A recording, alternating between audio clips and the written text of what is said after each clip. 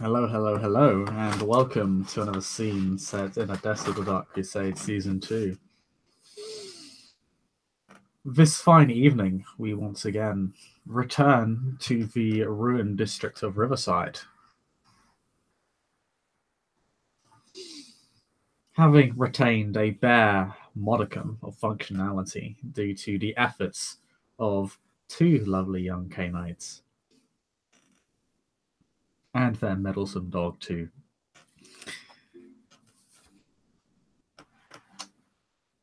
We put the focus on a young fledgling, Mrs. Meena. Over the past few months, she's performed many deeds and tasks for a rather mysterious benefactor known only as Quill.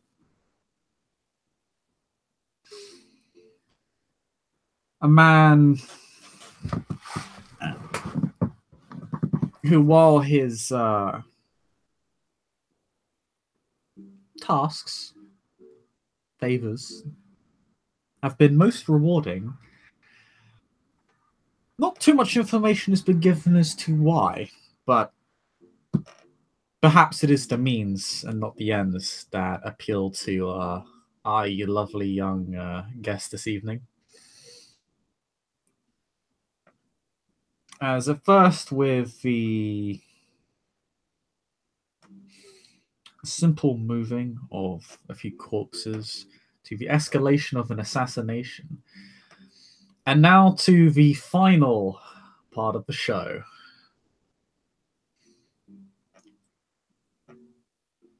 The rather overt vandalism of the prince's domain, or rather his clan's domain. Meena has been tasked to deliver and set up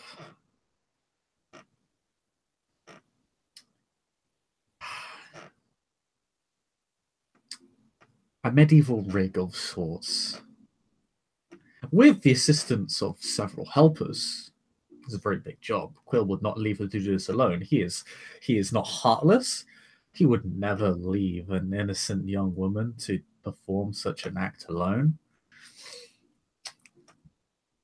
Be scandalous. So he has ensured some degree of assistance, and you're fairly close to the point where you're supposed to meet these people, and it's a fairly quiet night. One of the few quiet nights left in Riverside that doesn't involve a lot of corpses on the road. It's quiet because it's quiet and not because everyone is dead for once. An improvement, perhaps, as you walk down the broken, muddied, detritus-filled roads of Riverside. Hungry and alone. What a lovely, lovely place it is.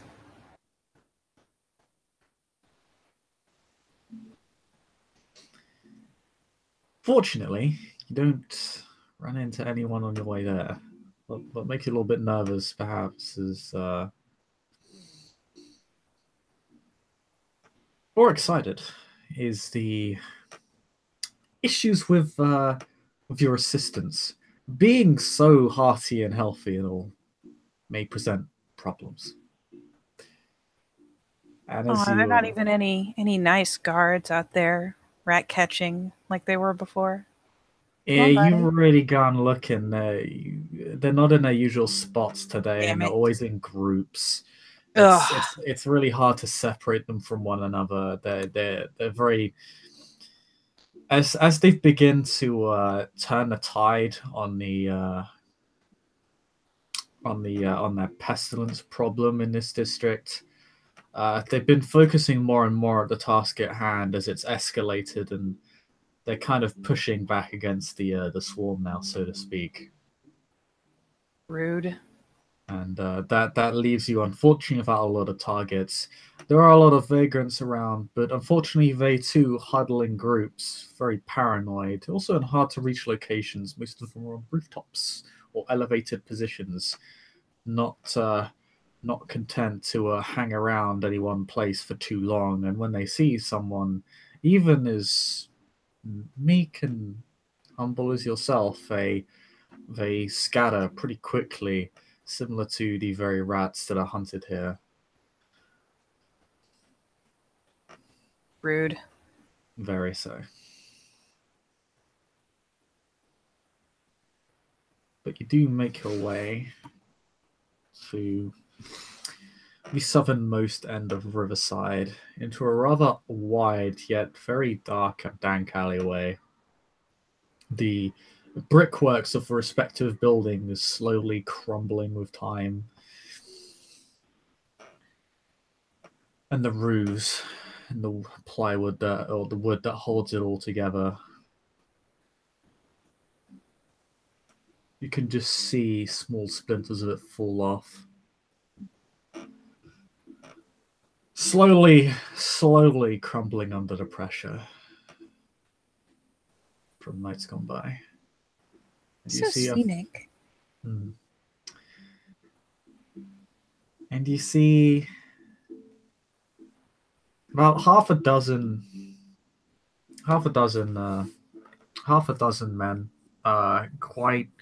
quite stocky, not necessarily well built, but stocky. You know, looks like they wouldn't go down easily in a fight. They're very hard to knock over. Very rough around the edges types. Definitely have been in a lot of fights. They have some nasty scars. Quite a lot of them have tattoos on their shoulders and arms. The one who bears part of his chest has a tattoo on his right side of his chest.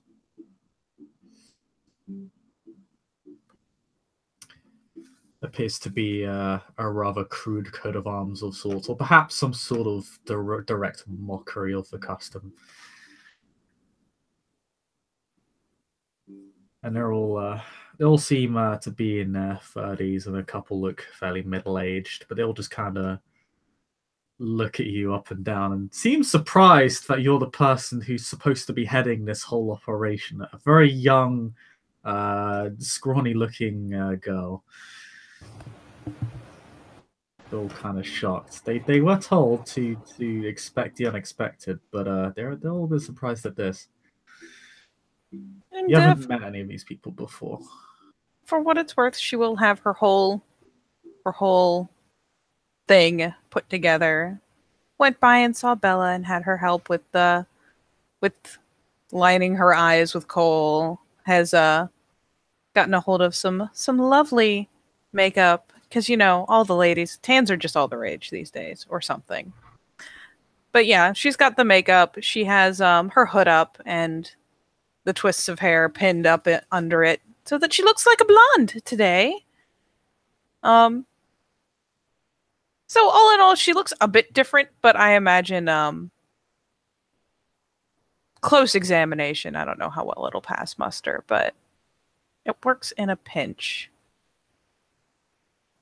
And yeah, she's dressed more bedraggled than usually, even seeing as she is wearing a second, third, fourth hand clothing that's been cobbled together. So yeah, she looks even more bedraggled than usual. How charming. But still definitely small, waifish, very whip thin. But oh boy, does she still smile. This bald man with a heavy scar across his jawline and upper side of his neck, eye patch, just kind of kneels down just to get a look at you and like narrows his eyes, almost as if he's trying to, almost as if he's trying to size you up in some fashion. All I can say is Meena intensifies. And as the Meena intensifies, and you hear a voice behind you. This one you are familiar with. And he says, get off it, Elfric. She's got the stuff. Oh, is that my buddy? That's your buddy from the stairs. That's what I thought. Oh, she whips around and flashes him such a smile. What a nice guy. You recognize his voice, but he looks fairly unfamiliar. Like you, he appears to have dressed very specifically for the role, having not applied any makeup or sorts, but having something of a disguise on to fit better into the Prophet's quarter. Obviously, you know that he's a mercenary and generally dresses for the part. Here, he looks far more simple, almost like a common man. But having seen him like a fair few times, judging from the sort of thickness of his overalls, you judge he's probably wearing some armaments and is probably hiding even a weapon underneath those simple garments of his. Dressed still fairly practically, he looks like sort of a common farm man, if nothing else, with a hood to protect himself from the drizzle. He is not the only one. He's got a veil as well. Hood and veil. Yes. Veils and hoods are all the rage. Yeah, they seem to be. Even though a lot of the men here have taken some degree of effort, even if most of them do look suspicious as all hell, they're still trying to make a degree of effort to fit in. But it looks like the guy with the eye patch is going to have a hard time with it. For some reason, eye patch is always negative one's image. He feels very discriminated against. Oh. Pat, eye patch. It's okay.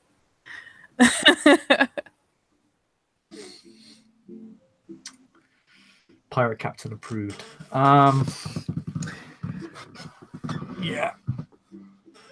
He just mouths off to the rather large, bull-headed, one-eyed man who is kind of shoot off. Looks a bit irritated, but kind of like, if you say so. And then he kind of, and then go ahead. Stairguard, as he'll be affectionately referred to, says, "I see you've dressed up for the part." Well, you can't exactly go to something this exciting and not dress up. This is true. You dressed up too. Look, you clean up so nice. She'll go like pluck at his shirt. Still grinning. Just fit to split I'm her an face. incredibly catching gentleman, if I do say so myself. Oh, she'll be delighted. With you could be mistaken as the Queen of Riverside to neck it up. Truly something for the history books.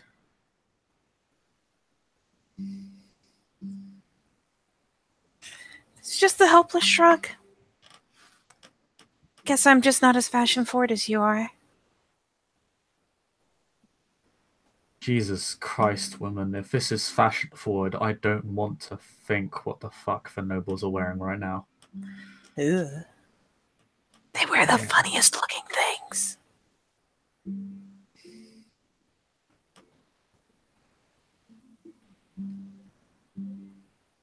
She, in fact, leans in to do the loud conspiratorial whisper. But they look like horses with two legs. They do. They really do. So the plan would be good.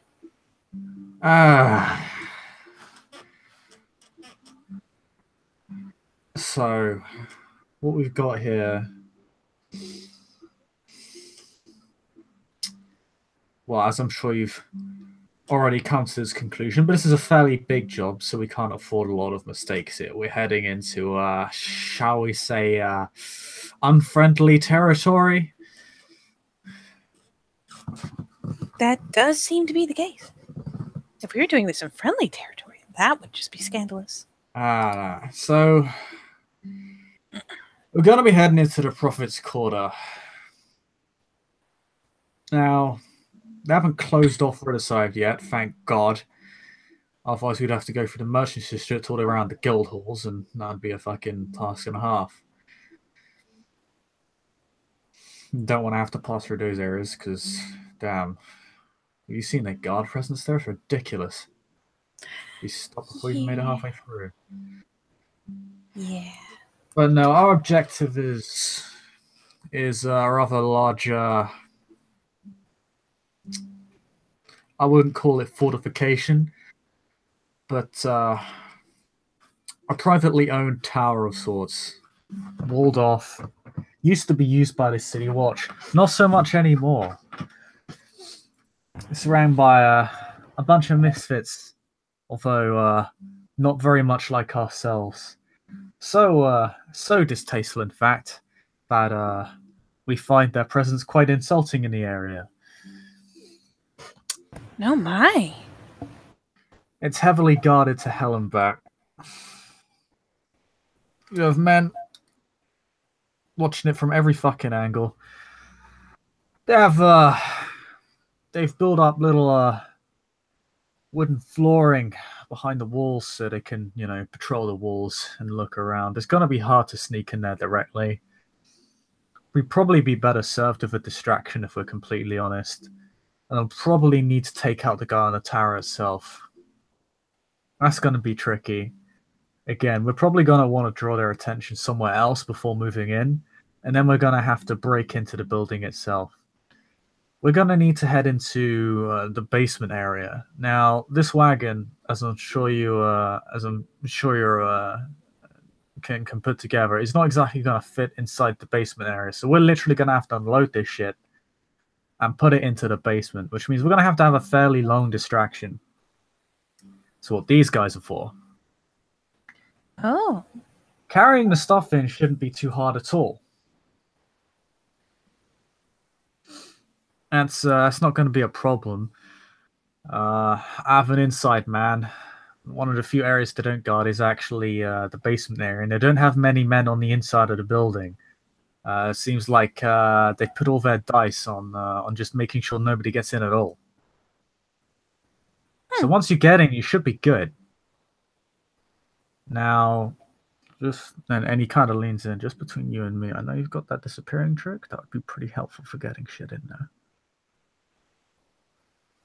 She'll eyeball the cart. Like, how big are the things that need to be toted in there? Because it's not necessarily the size and weight, it's just the quantity of stuff. It's quite a lot of stuff. You got actually, that's not true. I mean, it's barrels full of shit, but if you try and give it a test, what's your strength? my strength is only 2. Okay, it's pretty fucking heavy. I am a speed fighter, sir. At least you can run fast with the barrel. Well, yeah, she'll actually go over and give it a test and wrinkle her nose. And she will just look back at him because I don't actually know that for a fact. Damn.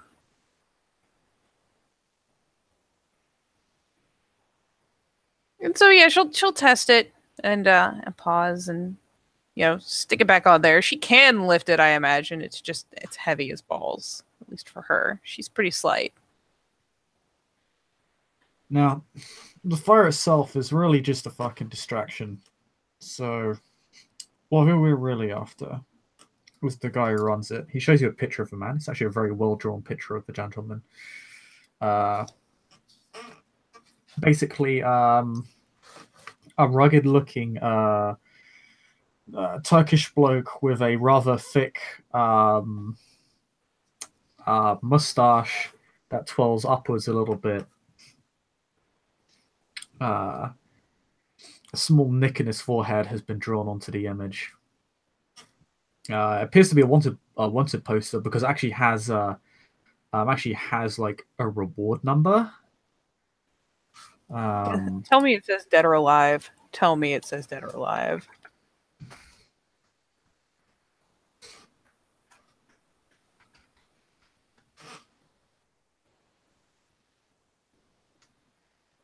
No, it doesn't say anything because most people in Dark Ages can't read. Damn it! Like, What is the standard on bounties in that time period? I assume bringing back their head is just as good as bringing back a live person. you basically need evidence of the kill. That'll do. Oh, Meena intensifies. Now, once you get the body, you can do whatever you want with it. Just bring back some evidence of the kill to Quill as well, right? So double distraction. Yeah. One to get in, one to keep them distracted even after that. And then in the end, it's just another hit. Yeah. I guess you could call it a double job. We do want the place on fire. We want that fucking shit burned to the ground. But we also want to nip this whole issue in the bud. Sounds fine. She'll glance around. In this area of Riverside, she has been doing a lot of running around. She's been keeping track of where people are and aren't living. No. Is there any chance she's aware of any of these places being only just barely occupied? Down the road, there's a couple houses occupied. But Stergaard continues. Yep. Look, ain't gonna lie, this isn't gonna be easy. All of this is very hit or miss. We're gonna be relying on you to sneak in and get what we need in there over a very short period of time with a lot of wares. And this guy is not exactly an easy man to get rid of. Every time we've sent someone after them, they've just never turned up again. We assume he just killed them all.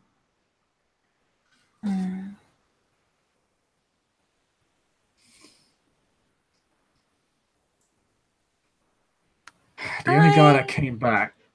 There was one guy that came back. Said he cleaved a guy in two. Kept going.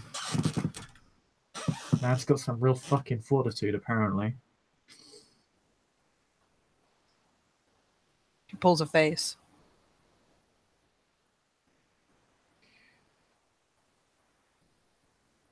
That does not make her happy. Fortunately, he pats your shoulder. You've got some real fortitude as well. Ain't that right?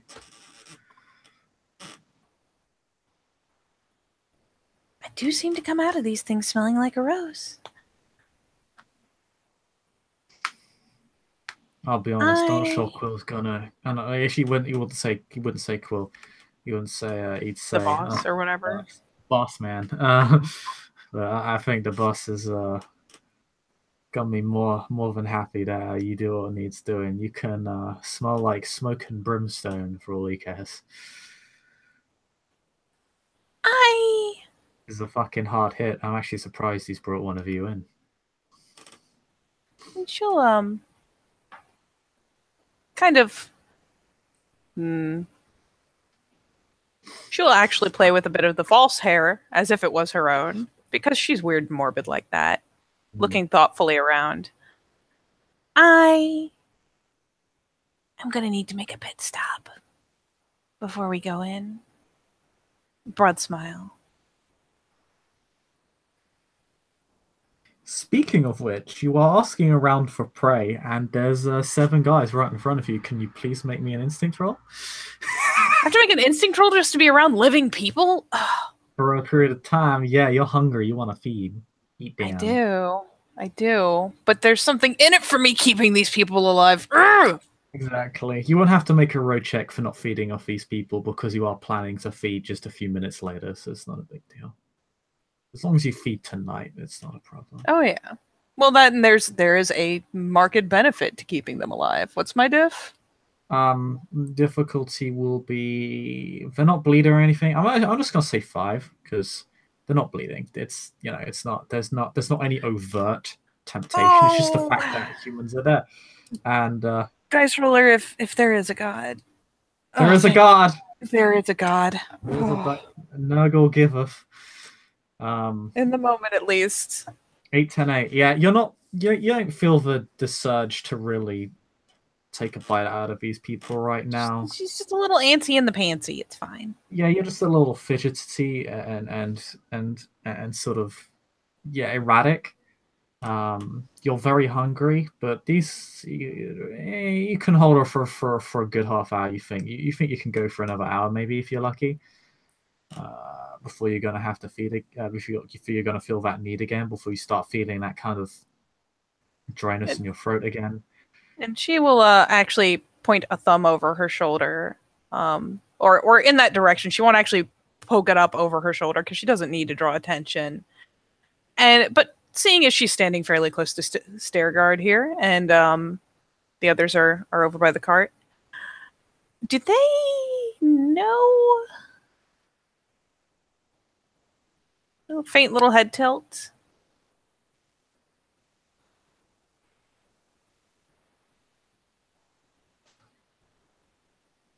Seeing as she has just spoken on the matter of essentially, I'm hungry. No. Just me. Those guys are not in the know. Just that's what Oh, I'm here for. well, Give you all that help and advice and all that shit. Please don't eat me. I'm not gonna eat you. I like you. You're Thanks. fun. I am very fun. But I am going to need to eat before we go in. If And that push, means they need to not see. yeah, and I would prefer it if it wasn't one of them. So yeah, we can arrange for that. Shit.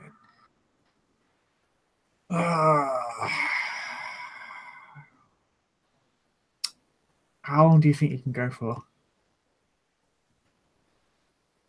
We're on a bit of a harsh time schedule tonight. I can wait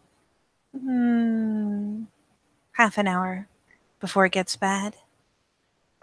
If we find something convenient on the way, Steeple's fingers. All right. I mean, there's gonna be a distraction. Maybe you'll get lucky and a guard will be there. If not, uh, we'll see what we can do. Such a broad smile. He's so good. What a good boy.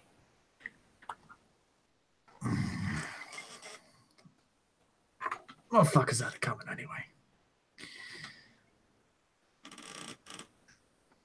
Firm nod. All right. So, those guys will be traveling behind us, about a block down. We're gonna set up beforehand. They'll do their shit. We get in, we get out. We'll also have someone else there. I think you've met him before. He's a he's a funny man. He's there as backup, I guess, and to make the whole wagon ordeal look more legit. Look more legit, you say? Look more legit. Which man is this? I don't know his name. The boss deals with him a lot. And she'll reel back thoughtfully for a second and then point kind of to a portion of her face. Looking a little on the rough side, that guy?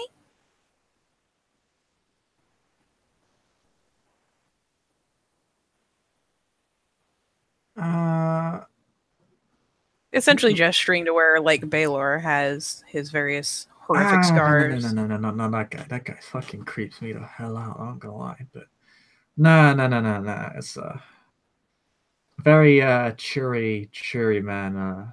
Native to the city, in fact. He's like you. Oh.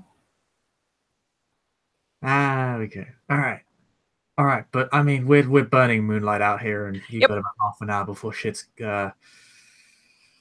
Well, Before it gets exciting. yeah, before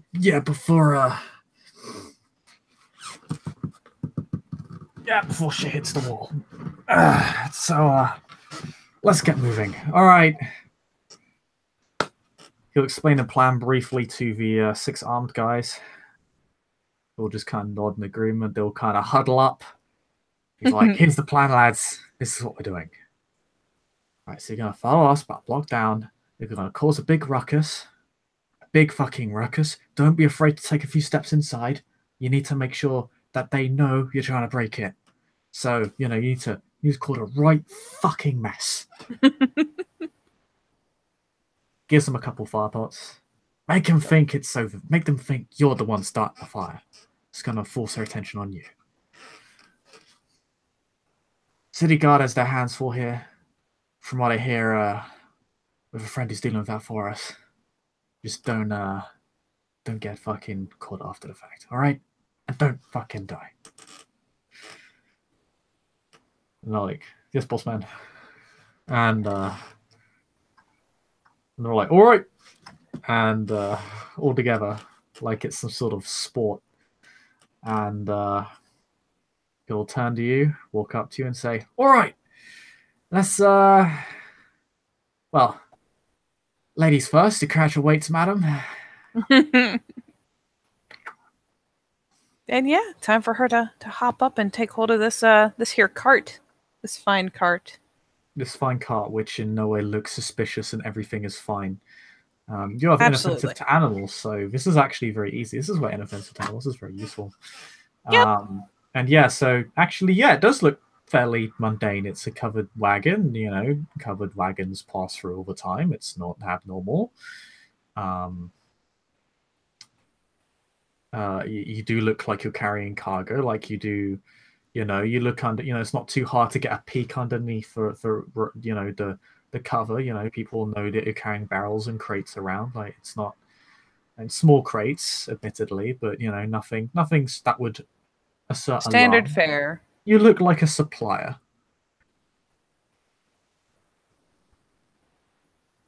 Fabulous. So yeah, you will head on your way out towards the end of Riverside and into the Prophet's Quarter.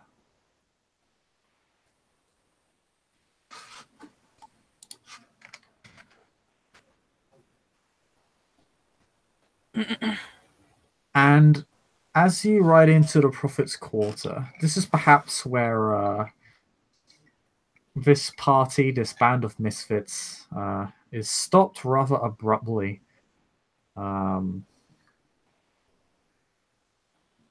As you're riding the wagon, Stairguard. May I ask, as they're riding, is Stairguard chilling with me, or is he with the others? Chilling with you. The other guys are following like a block down, and She every will time you probably move up, like after you get a certain distance away, they'll start moving up on themselves. They'll just edge along like they're a bunch of sketchy fellows, just kind of walking around, strutting their shit. Can I ask him before we get to the gate? Because I have commerce for livestock, but not for anything else. What are we saying these goods are? That's a very good question. Tools. Craft tools. She shrugs, accepts it. Carpenter's kits, blacksmithing tools. They're doing the rounds. They have business with a couple of outlets in the area. So they've got they've got a few barrels. Like the barrels are full of disposable crap. They're not tools, but the crates have tools in them. Like barrels are full of nails and shit. Mm-hmm. Stuff you get rid of, one use things. It's all kind of scrambled together. It's low end shit. You're coming from Riverside. You're not expected to have quality equipment. But actually, a block just away from entering the Prophet's Quarter, about 10 minutes into the journey, a stairguard abruptly stops the horse. Rude. The horse doesn't feel too comfortable with this, but obliges. And he says, "Ah, shit." And you do see like a bunch of City Watch just at the border to the Prophet's Quarter. The fuck are they doing here? I was told they weren't going to be here. Shit. They must have set that crap up just a few hours ago. Ah, fuck. Okay. Ooh. Um, hmm.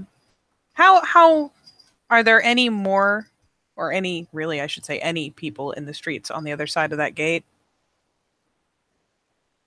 I imagine in Riverside it's pretty desolate, but There aren't many. There aren't many other people on that other side of. Yeah, it's basically a checkpoint. It's not a gate, but it's like straight up like barricaded. Like they've put up wooden blockades and stuff, and they thinned out the entrance, large enough for your wagon to get through, but it's a tight fit.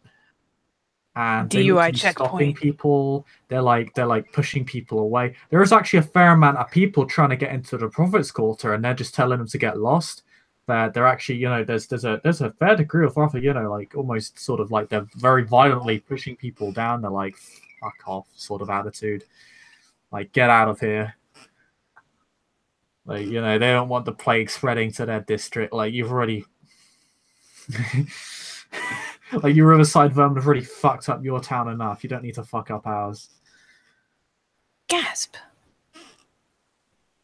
They don't seem to be keen on letting people from Riverside into the Prophet's Quarter.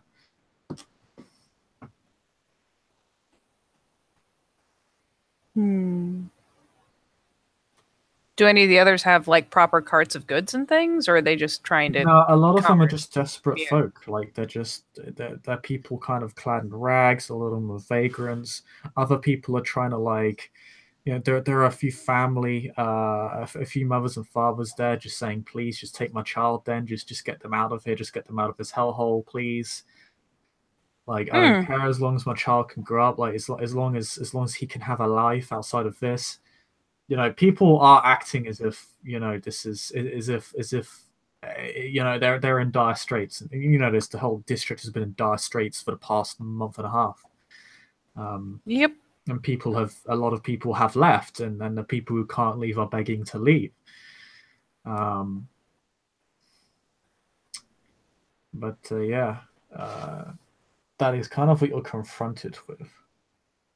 Kind of a small crowd of people trying to get in, and about a dozen city guards armed, uh, basically pushing them out. There's about 2-3 dozen mortals on the other side, like kind of poor common folk who are trapped in the on the riverside area. Well, as much as I do love having a population, are any of this crowd of people who are trying to push through getting really irate or yelling or There's a fuck ton of iration. how delightful? Is there any sort of visible like who is the loudest? No, it kind of all blends in with it. So like there are a lot of desperate people, a lot of sad people, a lot of angry people. Like there are definitely a lot of like a fair amount of angry people. Like you're leaving us to die. What the fuck attitude? Like let us in. Prophet's Quarter doesn't belong to you. Um, yeah, and they're all just it's basically this little conflict, this little isolated conflict that's going on along the borders to the Prophet's Quarter.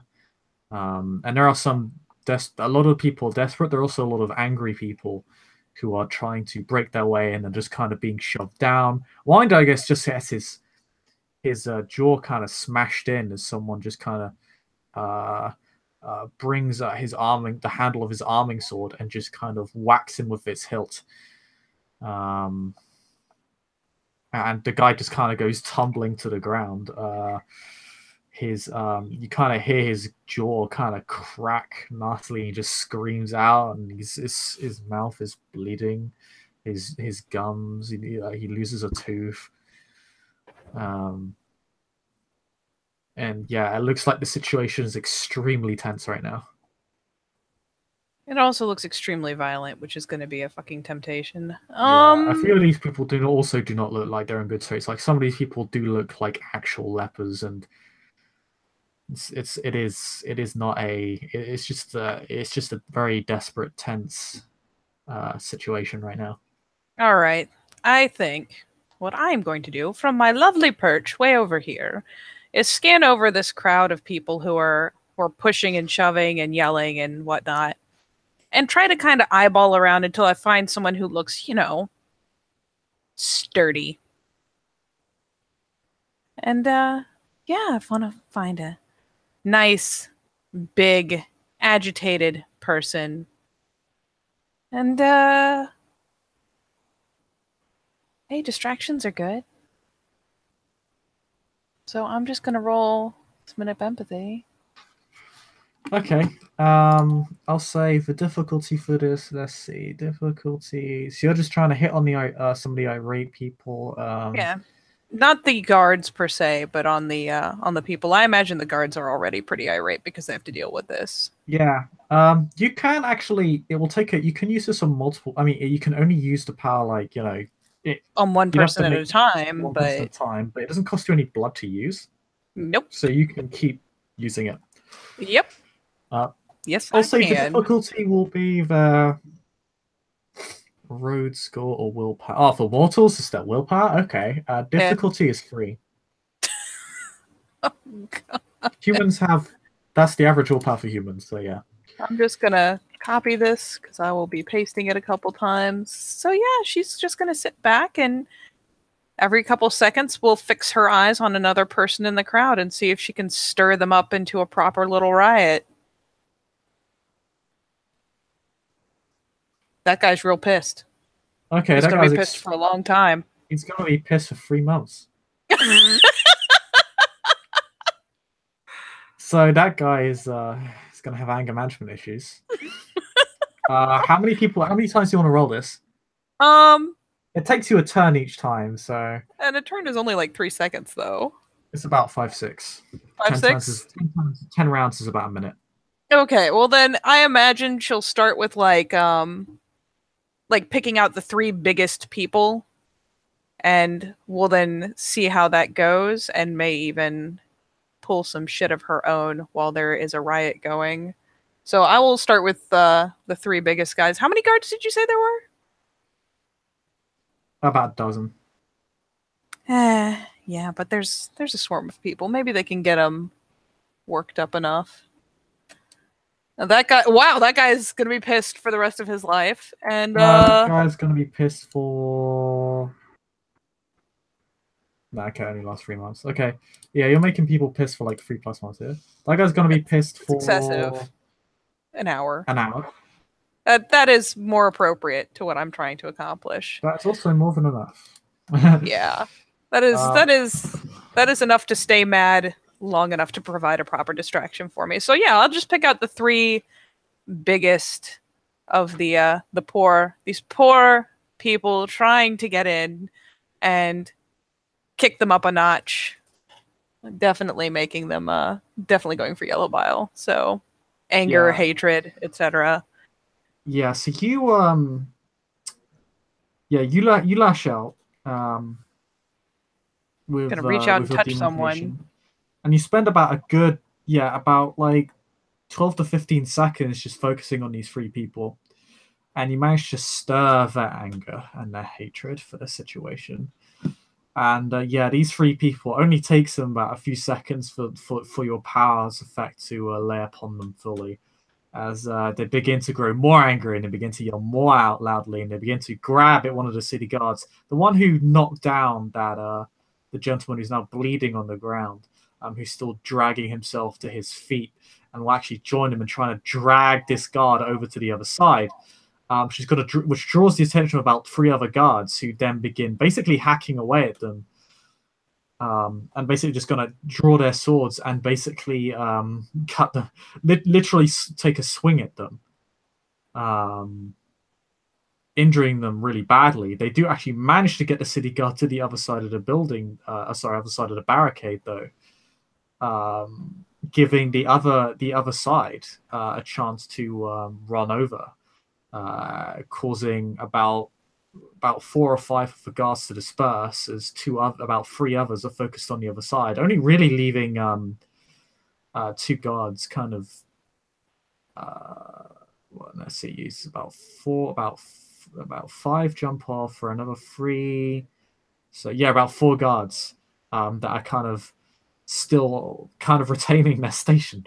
They're kind of alert at the whole escalation of the situation. They do draw their weapons to kind of threat to kind of you know emphasize to the crowd that this is this is serious now, and you're gonna back away, or we're gonna defend. We're gonna do our jobs. Yeah. So you Can I and the kind of situation is beginning to escalate, and more people are beginning to join in. The more desperate folk begin to run away. Part of the crowd, particularly the one with children, disperses or just run through the barrier, or jump over the barrier to try and get past the people. And there are a few. Yeah, it's becoming a bit of a mess. well, that's okay. It means they've got better things to focus on than this one legitimate cart that wants to get through.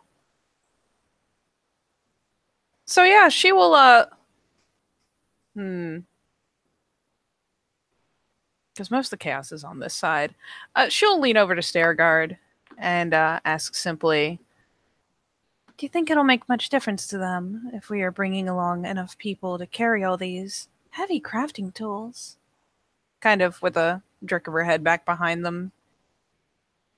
Because the cart could get through, but the chances of that group being able to follow is pretty slim at this point. To be honest, might just be better if we exploit the riot. We'll go through, then they'll come in and clean up the fucking mess that they cause for themselves. And let's be honest. Ulfric is hardly the most subtle fellow, is he? Kind of hard to get around with that fucking eye patch on. It's not like he looks like a venerable member of the city guard.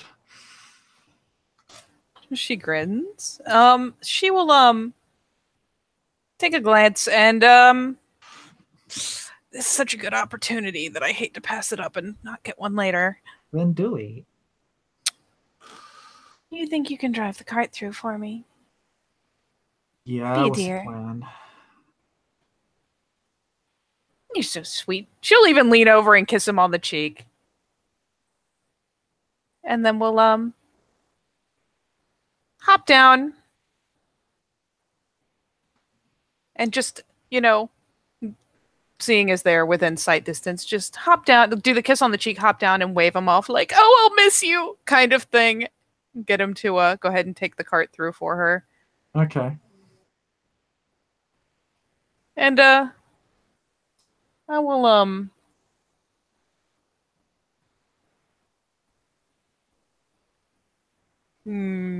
how agitated are the few guards that are right there at the gate still holding position?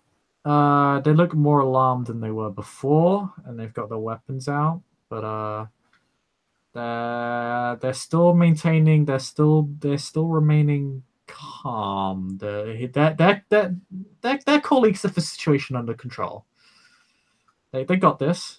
A few ran off. A few have had to gather up some of the fucking runaways, and they've had to put a few of the more violent thugs in their place. But it's fine. They expected this. They expected violence. They didn't. They weren't expecting anything less.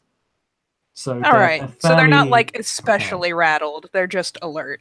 Yeah, they're kind of. Yeah, they're kind of alert. They're ready to. They're ready for an engagement, but they're trying to retain a degree of professionalism and competency. Well, in that case, yeah, I will go ahead and take that opportunity while he is while Stairguard is going on with the cart. I am going to get myself out of sight because I need to activate some of that their unseen presence. Oh yeah, you can absolutely do that. You're out of sight. You just you feel yourself grow a little bit more isolated from the world as your power begins to take effect. I will also activate Silence of Death, so I don't have to worry about sneak rolls. That helps as well. And yeah, you see I assume you activate Unseen Presence solely on yourself. Yes, solely on myself. That's fine. Myself and what I am wearing for the moment. Because, there is a riot, and that looks like a really good place to pick up a snacky snack. Yeah.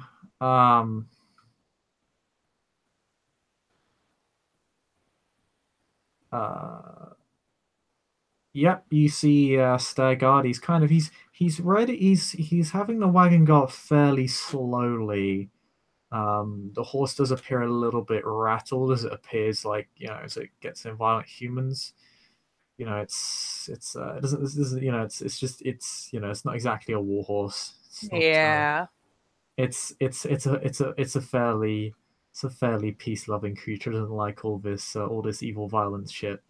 Yeah, Uh, he's just making a bigger affair, I assume, of coaxing it on than is absolutely yeah, he's having to necessary. coax it along a little bit. The horse is a bit uncertain. It's a bit of a tight fit. People are running around, getting in the way. It's kind of slowing down its travel, and he's obviously giving you a bit more time for you to do what you want to do.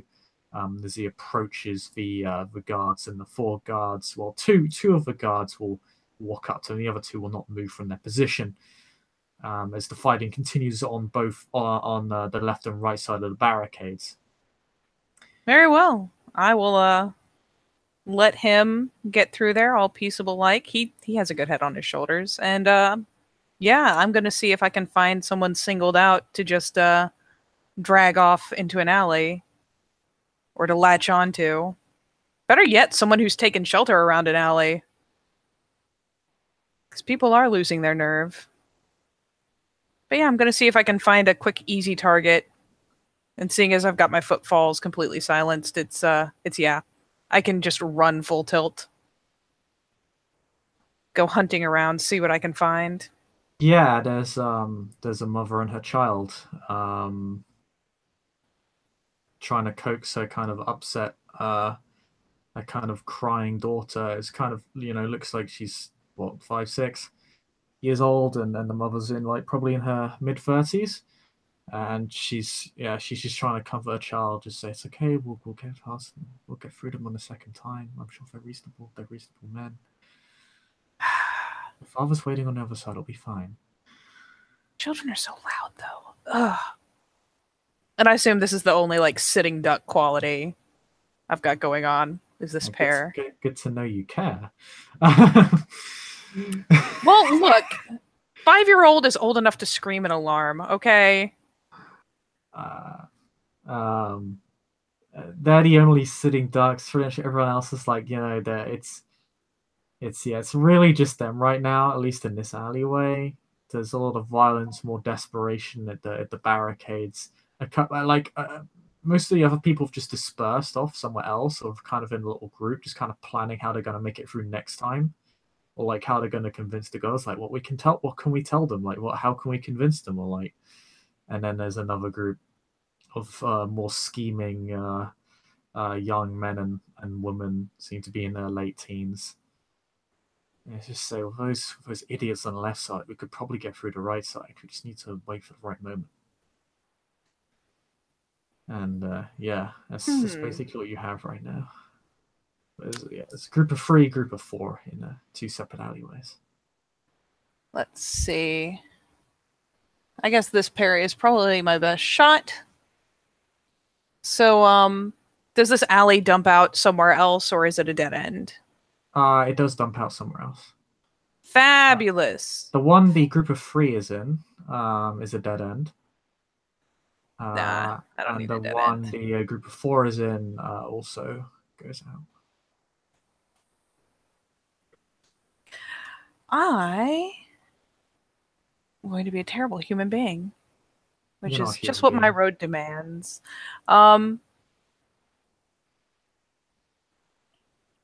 And I am going to... I need a faster version, actually.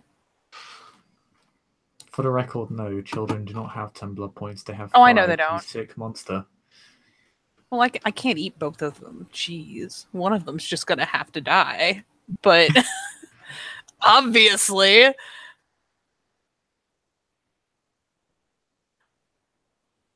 So, I think... Can people scream when they're in the embrace, or in yeah, it's better than the sex. kiss? Oh, god damn it. Literally. Well, I would rather she didn't. Hmm. Well, there's already a huge cacophony going on. Ugh, sorry. Pardon all my waffling as I like stare at my dots and cry. Um, Oh man, look at these three completely viable and attainable choices. yes, So yes. convenient. Oh, Yay. it's definitely going to be the mother daughter because that's less people to have to crowd control. I'm sure this will not attract attention. How hard would it be to slam that kid on the back of the head and knock her out? Um,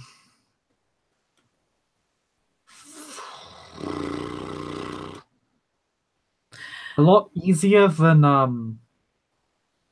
the woman. Again, they're kids. They don't have as many health levels as like mechanically they wouldn't have as many health levels as an adult. Like yeah, it would Mm. be very much easier to roughhouse the child and put them out of action. But that again, it's kind of a moment to moment thing. If you spend if you use your obfuscation to hit the child, in that moment your obfuscate will be broken, and it will be the woman who will be screaming for her child. I think what I am going to do, especially with them just so close and intimate and sweet, that I can probably get her with the shock value, is I'm going to sweep up fairly close. And while she is trying to hush her child, I'm going to essentially do the creepiest shit. And yeah, I know interacting will make my stuff pop off. Actually, oh my god, I'm stupid. Silence of Death will work fine. I will come up on this kid, and admittedly it'll drop my unseen presence, but I'm going to basically go for a quick grab around, like grabbing her across the mouth, like essentially snatching and restraining the child with one hand, and with the other will put a finger to my lips, Oh, looking so this woman dead in the eyes as I appear out of nowhere and snatch her child in a menacing fashion. well, It is obviously going to be the threat of this is mine now, and you'll be really quiet unless you want something bad to happen. I mean, you immediately grab the child and she screams, and then she doesn't hear anything because you have unseen presence. Sorry, Because not I have unseen Silence presence. of Death. Silence of death. Um, you just have a child, and like you just have a child in one hand, and I'm a roll a stat for her. Please do.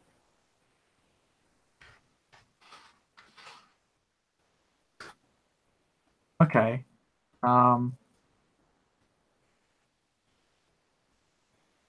Um.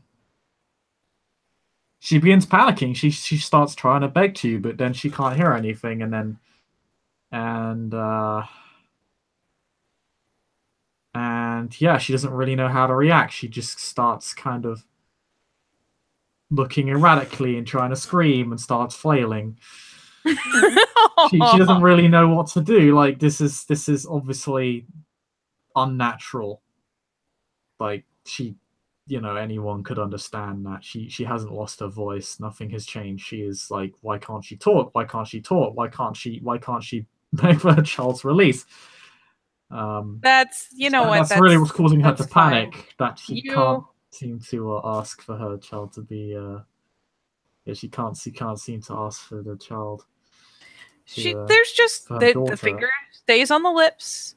That she will crouch down to get on this lady's level. Again, trying to maintain eye contact. You're probably a little bit smaller than her.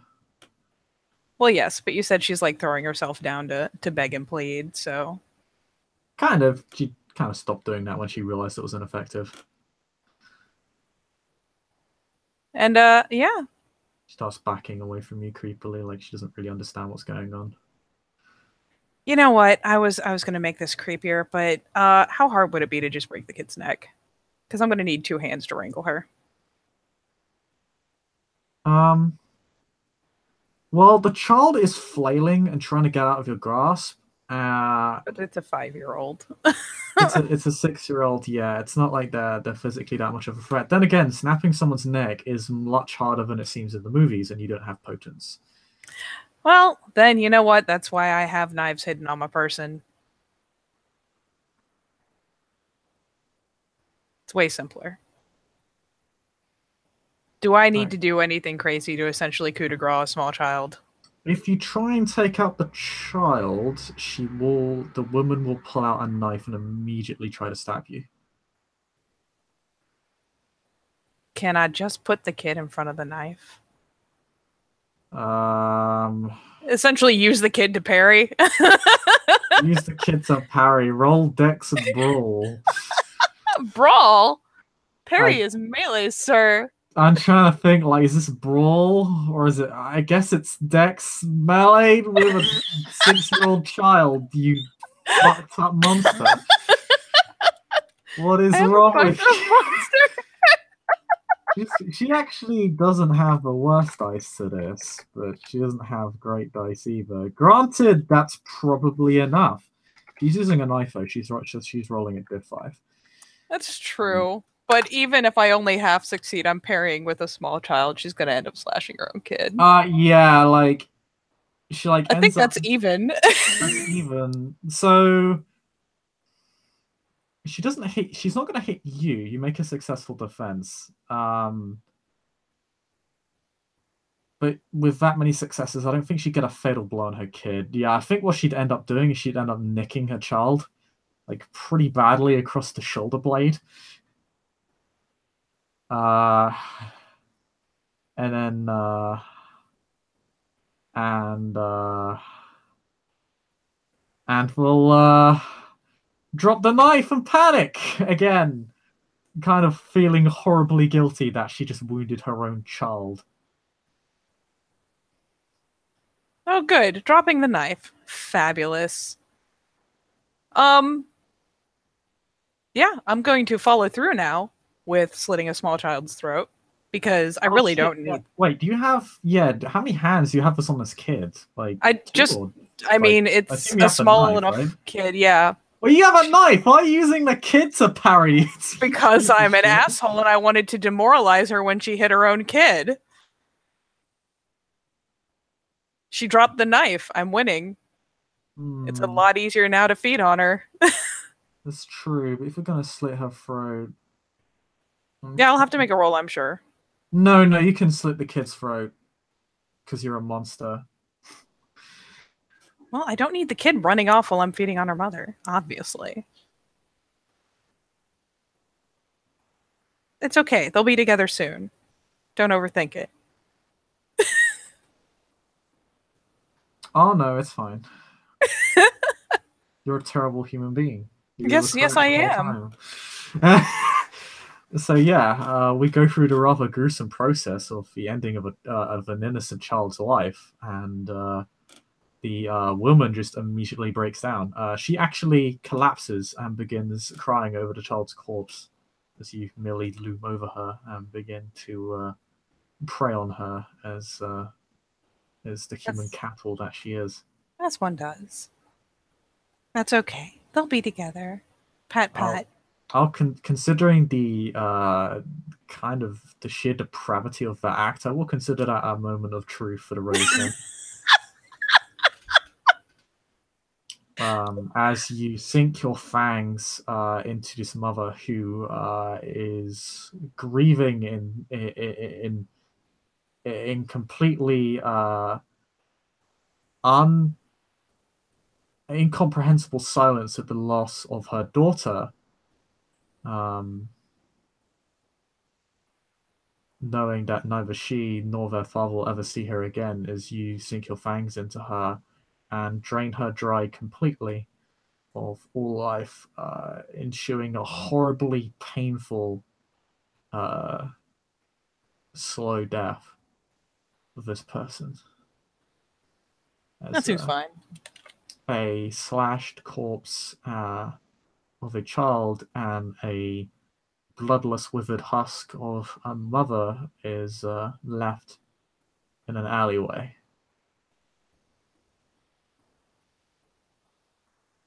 Hmm.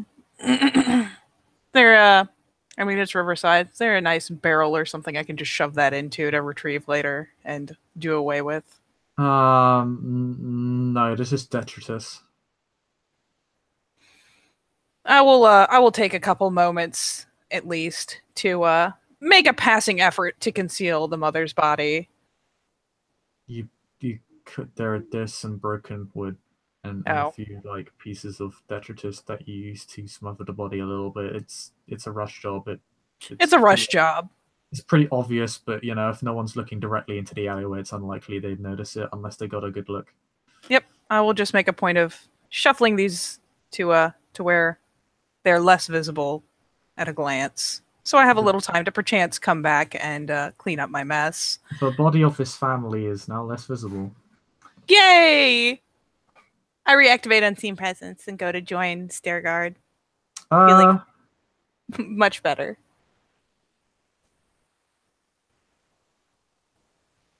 yeah. Before you do, you hear a voice, a rather almost a fairly kind of upper class, posh voice, uh,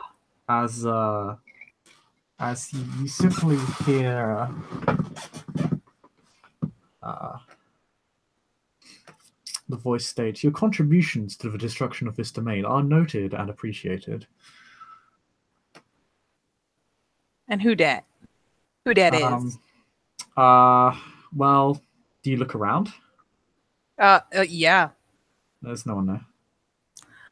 Son of a bitch.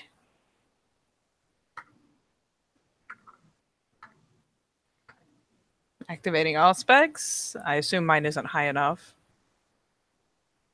You see nothing. I'm just going to take note of that voice. I'm going to salute the darkness. And I imagine I can't really disappear with someone right there fucking watching me.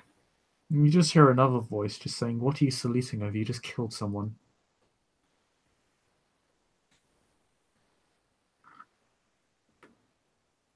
Frown. Pause. Slight head tilt. Oh, the monster pounce. Suppose you think you look cute.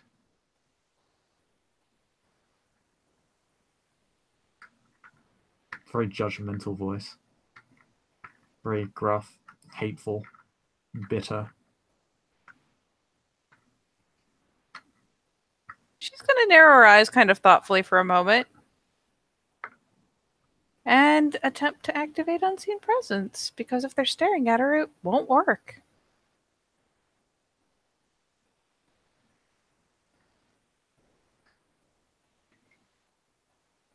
Does it go off? Oh, one can only wish. As the voice simply states, "Oh, you're kind of so used to running away."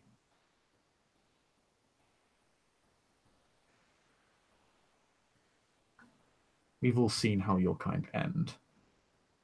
A Here's waste of another time thing. and life. Now that I think about it, don't I have fucking Silence of the Grave active? Or Silence of Death active? Yes! Yeah, that's about what I figured. So it goes off, doesn't it? Like, You have Silence of the Grave. You still hear these voices. oh, that's fine. That is what I'm trying to determine is, does Unseen Presence reactivate successfully? It does, but That the doesn't people are still change the talking to you. voices. I'm aware, but it narrows down the options and frustrates her deeply because she can't be sure whether or not they're real.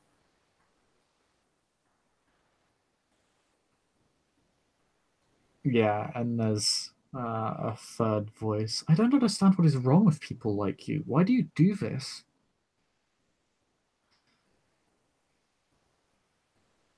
She just kind of shakes her head slightly, like trying to clear it, and will, with both "Are you disciplines sick?" active, try to walk out of the alley.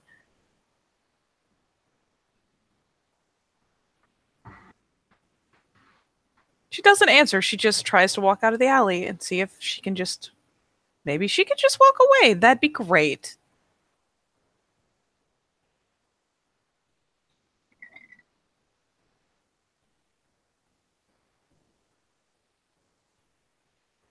You killed her mother and her child, and you don't even have anything to say? And then the more bitter voice just says, she's not having fun anymore. That's pathetic. Wait, what are these? What are these three voices? They're unfamiliar to you. But like the descriptions, one was very. One seems One is almost very feminine. posh One's very and upper noble. class. One is clearly feminine, and the other is very, very bitter and low and hateful. Yep. She is awesome. Great. God damn it, Chris. Yeah, she decides that maybe she should make some haste. She has a job to do. There. You know what? It's fine. It's fine. Everything's fine. The upper class voice just seems to commentate on this situation. Ah, the curse of Clan Malkavian. Ever so unpredictable.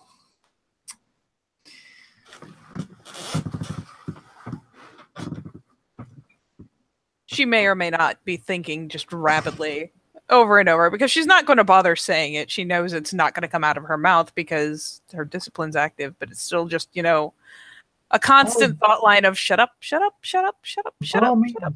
Don't mind me. You'll probably have to mind them, but I'm just here to observe. You've been very helpful.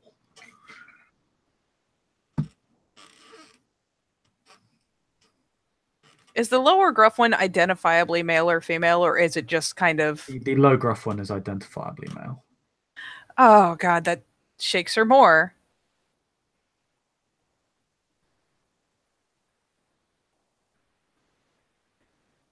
She will actually pause. Probably like standing back out on the street at that point and turn a glance back. Even though she's invisible and inaudible, will ask, who are you? Not that it helps.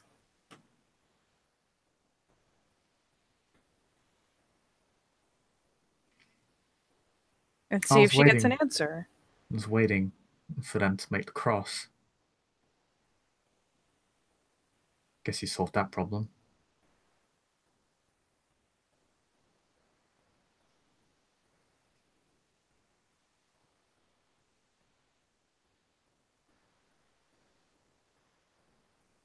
The effeminate voice just kind of starts weeping at that notion.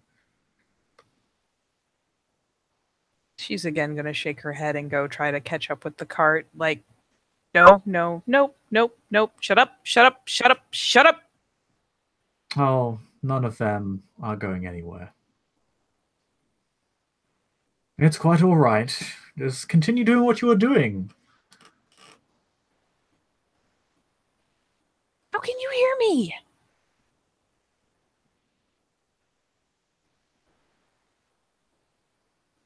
Like any other voice in your head does.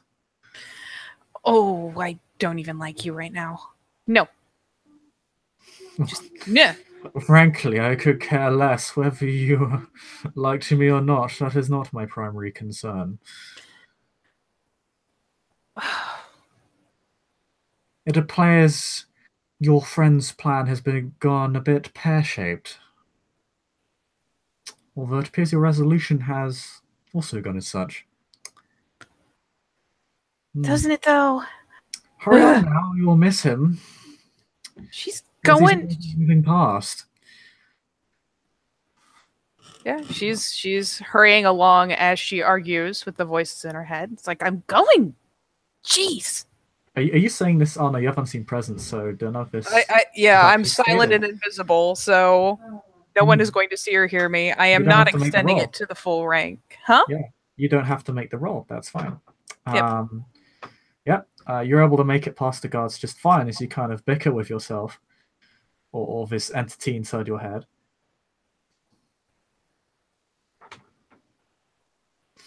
Now,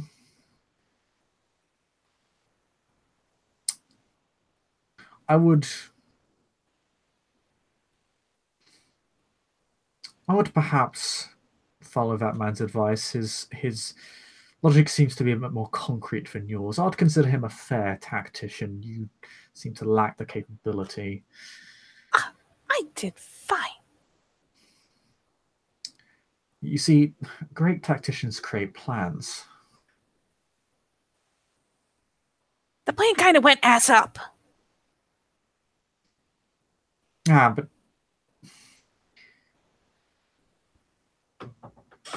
you see, there are three separate types of tacticians. There are great ones, good ones, and fair ones. You fit the criteria of neither. You did not create a plan, it was impulse. This would not qualify as strategy or...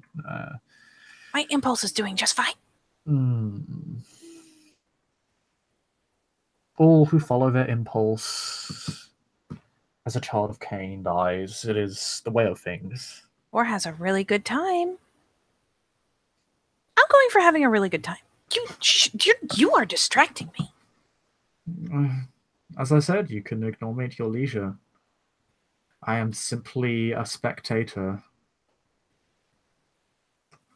She will huff and simultaneously satisfied and discontent. Grumble, grumble. Can she catch up to this here cart? Yeah. Fabulous. Is he continuing along the planned path? Yeah, you catch up to him. Do you appear before him? He's kind of walking around. No, I think what I will do is wait. I will probably, in fact, kind of carefully try to climb up onto the back of the cart and roll up under the canvas first. Okay. So you still have Obfuscate active. Yeah, during that time, he's kind of looking around for you, but more importantly, the three voices in your head. One of them is weeping, one of them is berating you. Again, doesn't. And one of them is being snooty, and one of them is looking down upon you, judging you, but not in the ethical way, as in if it's judging your capabilities, and simply says, you'll have to adapt if you're going to survive for any degree of time as a canine. Otherwise, you'll simply be a useful tool, and isn't that very much against your kind's philosophy, sinners? She's just gonna firm her lips to a line and wait until they're past whatever guard there may be, so that there's not the blatant stowaway crawling out from under the canvas. Hmm. And then we'll drop her obfuscate and then crawl out. Preferably once they're clear. Have you considered an alternative strategy to the one your friend has proposed?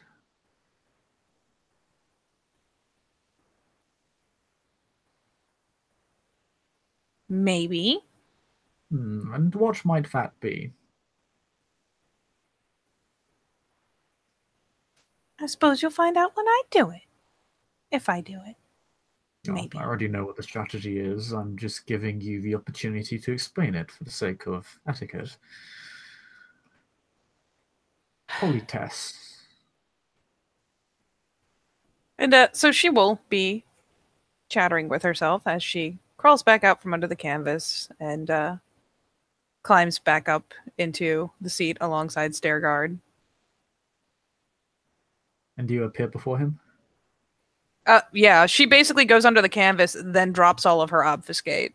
Jesus fucking Christ, you gotta stop doing that. She does it under the canvas, so she's like, okay, if he's not paying attention, it would still seem like he she still was notices like a big bulge underneath the canvas, and he's like, "What the fuck?" she'll pop out and climb up next to him, grinning. Oh, great! Now I look like I'm smuggling some asshole. Never mind. That's why I waited till we were past the guards. It's fine. There are still people. Never mind. Look, the plan is still on. They'll make it through just fine. Those guys, they're probably just going to climb, scale the buildings, just go around it. Seems like the sensible thing to do if you don't have a cart. I can be delayed a little bit by a couple of minutes, but we should be fine. We'll just have to wait for them. Hopefully.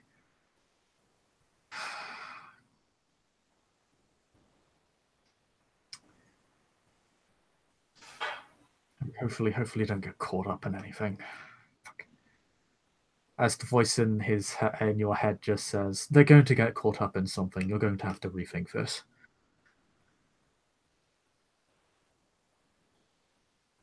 And is this tower or whatever visible as we are carting along? Oh yeah, it's quite tall.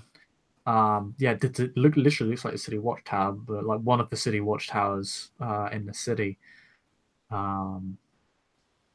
But the people who kind of walk around the rules seem to not appear as such. Yeah, the people in the area still seem to defer to their authority in this sort of block of neighborhoods. Not in the Prophet's Quarter at large, but in this particular neighborhood. Seems to be a seedier area of town. It's quite ironic considering this appears to be a tower of what was supposed to be some prestige. You do see, however, you perhaps as you kind of move along the Prophet's Quarter, you do begin to understand why perhaps this is. You see a tower of similar stature just on the other, kind of towering on the other side of the district. It looks like the City Watch may have moved out and someone else moved in. So she will lean over and she'll actually nest right up next to Stairguard like they are just the happiest little, I don't know, delivery couple or whatever. Loop him through the arm and just kind of muse quietly to him. If they do get caught up or something goes wrong, does it matter what order we do it in as long as it all gets done?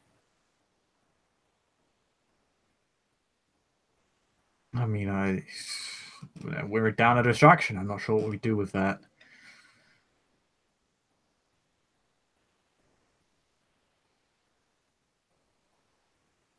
I mean, I don't know too much about how your stuff works, but I mean, this place is going to need quite a fire. We're going to have to spend our time. I'm not going to be able to go in. They're going to spot me. Of course. Ah, damn it. Where are they? So she'll be eyeballing, as they're rolling up on the place, eyeballing the walls, eyeballing this and that, and basically trying to find reasonable entry points. I mean, in theory, with a distraction, someone's just going to fucking open a gate for her, which would be real nice and make it a lot easier to carry things in and out. And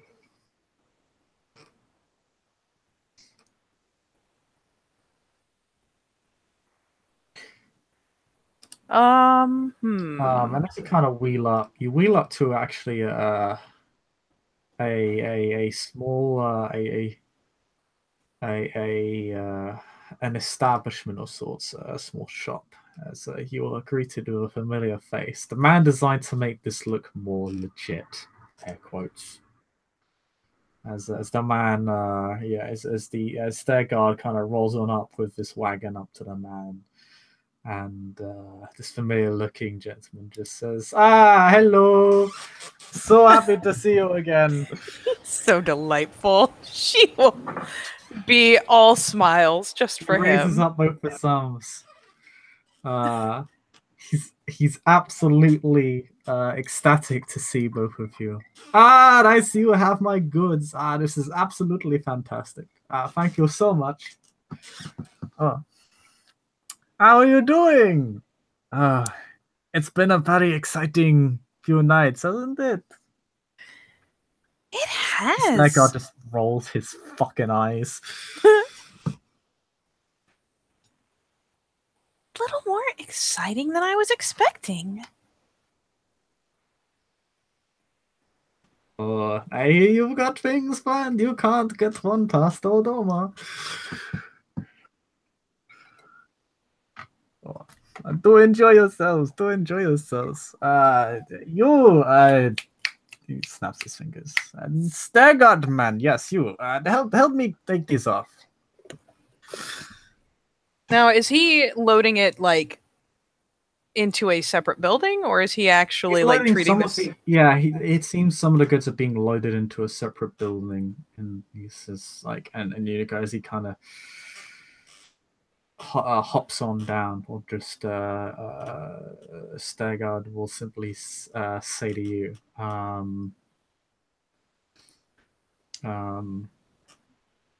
I'll just help him get his shit in. You stand watch or something. We'll still have some stuff on here to bring into the hideout. It's fine. She'll noddle and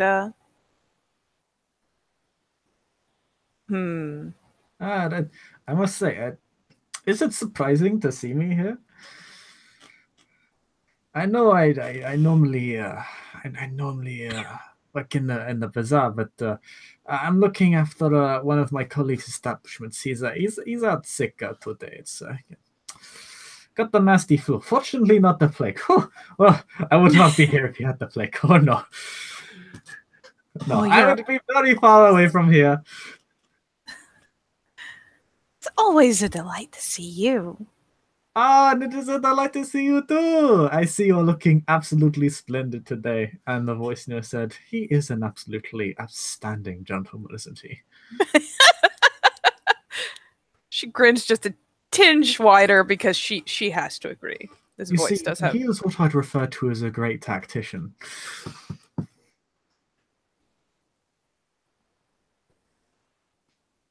Huh.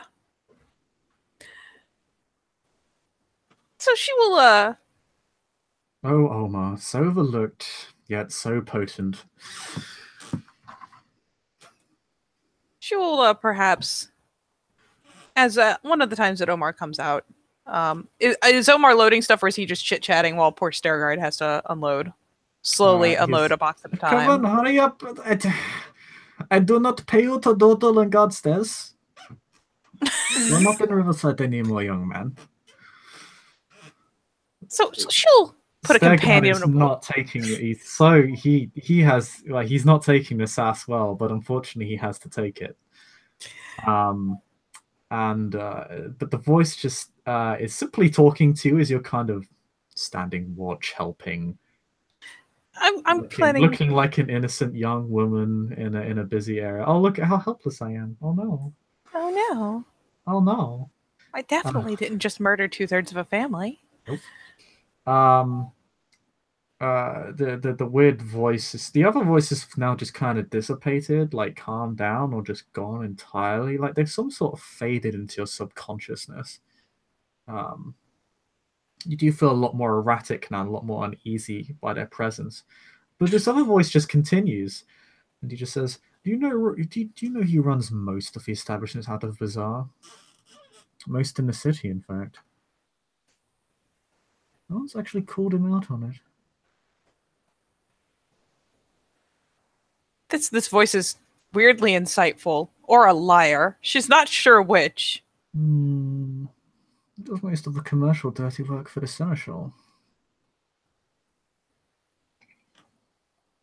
What did it say? He does most of the commercial dirty work for the Seneschal. She is not answering the voice because she does not need to be talking to herself in front of Omar.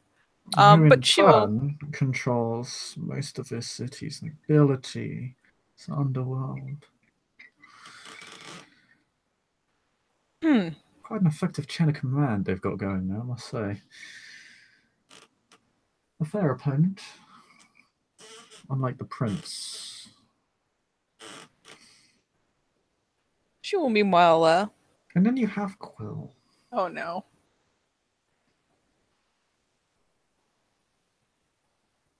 She actually and it's almost pauses. Like this voice, like you can just feel its shit-eating grin. Not a shit-eating grin, just a sly grin. As it's almost like, and you can literally hear the fingers steepling, interlocking. You kind of feel the creaking of a chair in the back of your head, as the voice just says, "Now." Well, should I even explain? You haven't seemed particularly curious. Oh, she actually like was about to address Omar and stopped to hear it's like, and Quill, and she's like, oh, do tell. The one time she's fucking listening, and it's being an asshole. There will be a tinge of very real annoyance.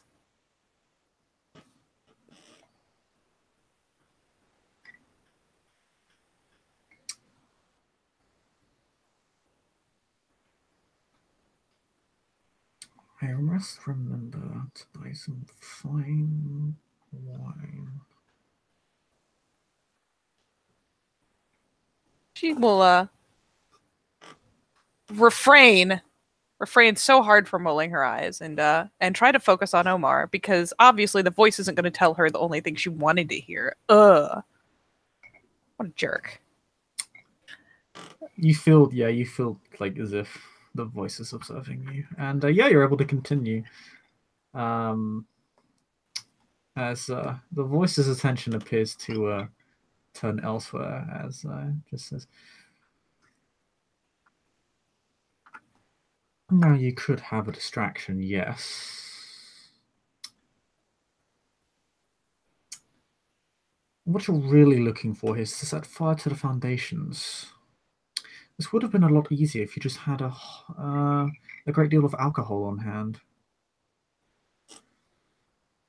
You already possess the natural talent to sneak in unharmed. Apart from the doors, you'll need someone else to open the doors for you. And so she will be engaging Omar and hmm. I actually don't know how much of this because he's obviously not the dude on the inside because he's not literally inside. Now, didn't your friend mention a man on the inside? Well, shit. Now, if I were a great tactician, what I'd do is I'd identify that individual, have them leave the doors open, and issue a false distraction myself, while the illustrious guard of stairs causes a ruckus out in the front. Just enough to draw the tower guard's attention. You won't need to carry more than a barrel. They brought far too much for this operation. You just need to spread it out over the correct surface area, shall we say.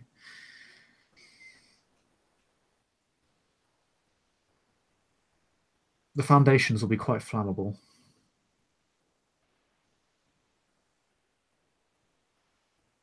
The voice in her head is snooty, but may not be wrong. She can't really see the foundations, what with the wall in the way. Is the tower stone? The tower is stone, but it has some wooden scaffolding. It's like, yeah, it's kind of made of like masonry, but Was it like framed it out like with has wood? it has like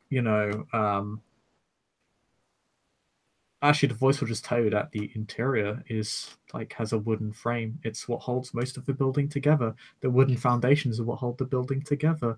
What you need to destroy is quite destructible. You're focusing on the wrong things.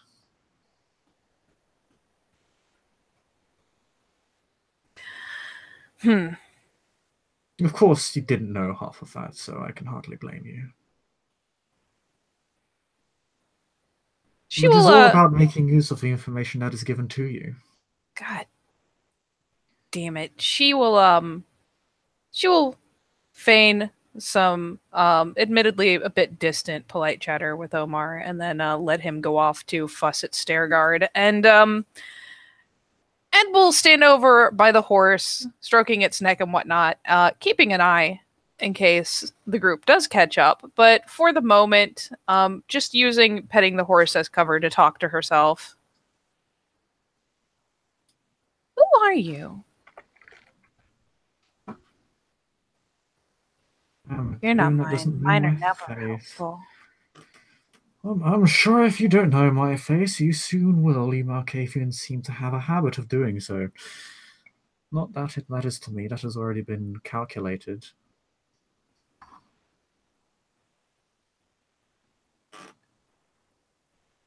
He seems to be quite upfront with you. But who are you? It's irrelevant. I'm simply here to observe. It's relevant to me. It is highly relevant to you. Yes, that is true. Well, do you want to show or not? Tell me. I'll have a show regardless of your actions here tonight. I'll make it better. Tell me.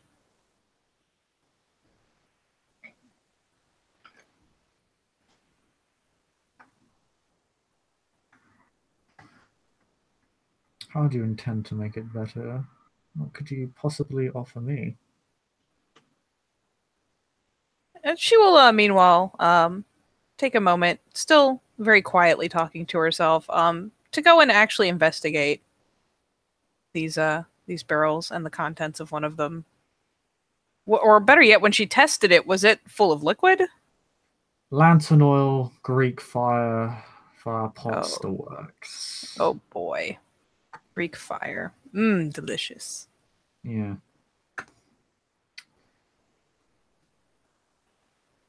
Now, Greek fire, I believe, is quite flammable. Hence why it's called Are you the Greek next fire. step up the ladder? Of a sort. Hmm? Of a sort. I'm glad you're beginning to grasp what is going on, your situation. Preferable than inferring that I'm simply another voice in your head. I find it quite insulting relative to the other insane ramblings you so often undergo every passing night. Reflections, yes?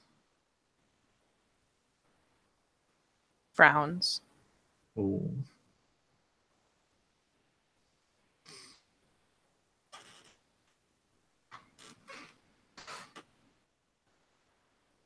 Now, You make too much sense to be fake. quite true. But then again, I never hid myself among them. It was just a happy coincidence. Or perhaps I was always here.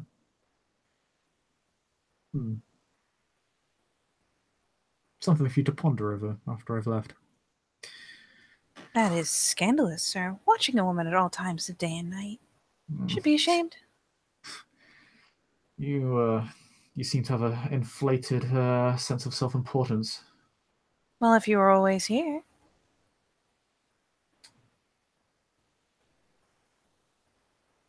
Perhaps you underestimate my capacity to reach out into the world and to impose upon it. Or perhaps you're correct. Perhaps you're right, that I am actually simply vastly overstating the reach of my power. After all, being a voice in one's head is hardly the most advanced ability known to our kind, is it? Another frown. It's quite well known to yours.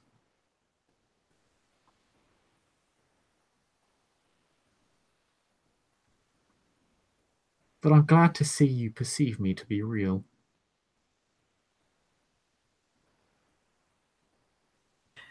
I guess the only question is, am I? Real enough. Perhaps I'm just a voice in your head with an inflated sense of self-importance. Well, as long as you keep making sense, I suppose you're worth listening to.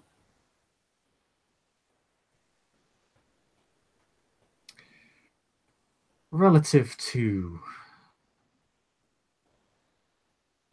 the other yobs you identify with, I believe I'm the only individual worth listening to.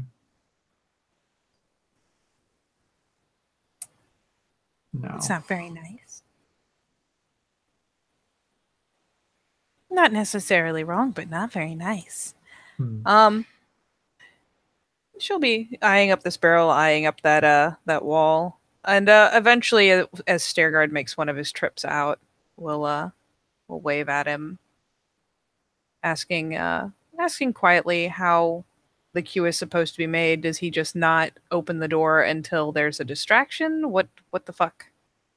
Ah, shh, they're still not here. Fuck. I might have to run this solo. God damn it. I bet they've gotten their stupid asses arrested. Doesn't matter now, I suppose. Oh, what is the ruckus? Come on, hurry up. I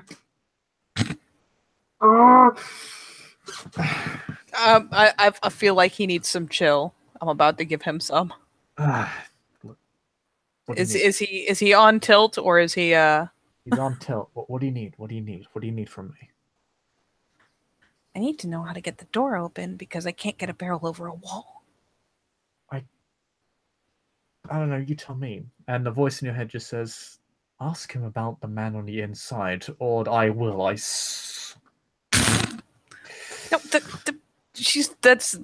he's like, I don't know, well, you tell me. And she's like, but the guy on the inside, who's the guy on the inside? How do we? Right, he's the guy, he's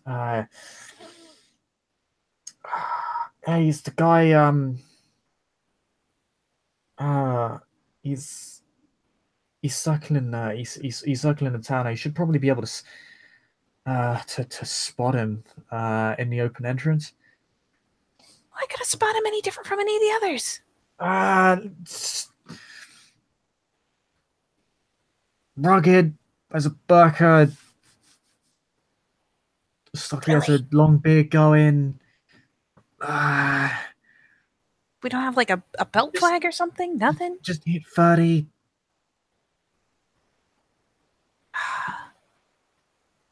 Let's see. He has holds a spear. Has a round shield with him. Isn't veiled. You know. You see his faces. Doesn't is there a symbol on the shield? He doesn't have a mustache or anything. He's quite well shaven around that area. She's like glancing up at the various guards that have been going around this tower. Are they all carrying fucking spears and round shields? No, they're quite diverse in their armaments. Okay, thank God. I was about to be like, really? Spears, but the packs it's the guy where it's like there's only one guy wearing a burqa who also has a spear, who also has this long beard. Okay. Like it's the longest beard, rather, I should say. The longest beard. The longest beard. The most. It's almost like he's in some sort of contest. And I need to AFK really fast. I am so sorry. You actually see him glance to you every time he does a circle. He glances to you.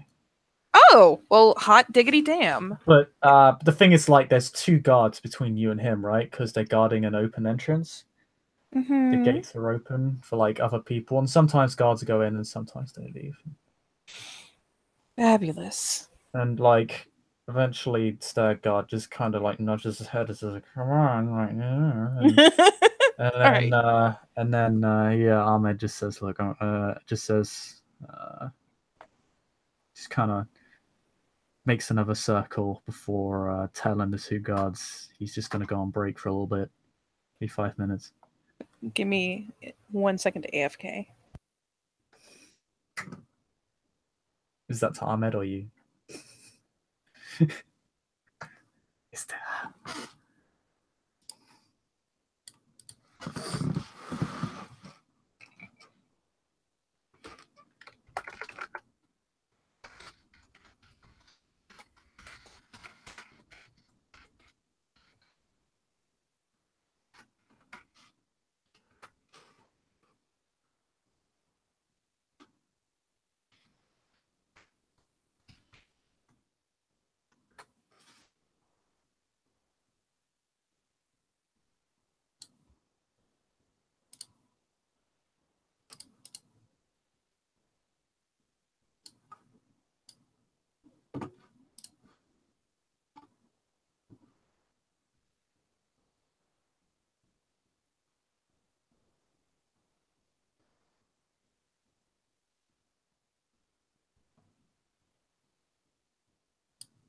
Okay, back. Sorry. Okay, so he is taking a break. I figure if nothing else, if I've spotted this particular guy circling, I can like wave a little hanky at him or something. Be like, "Oh, you! Look at that fabulous beard. How can a woman not hail down a man with such a fabulous beard?" Making eyes.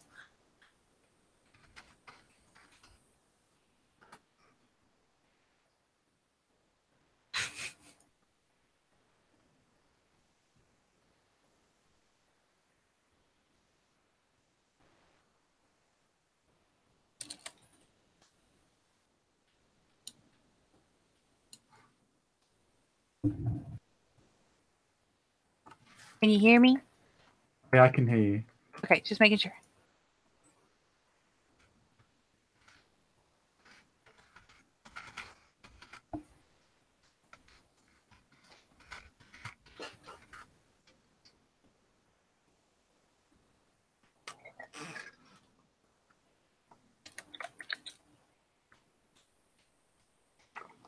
As Ahmed just kind of goes on break and starts talking to this guy.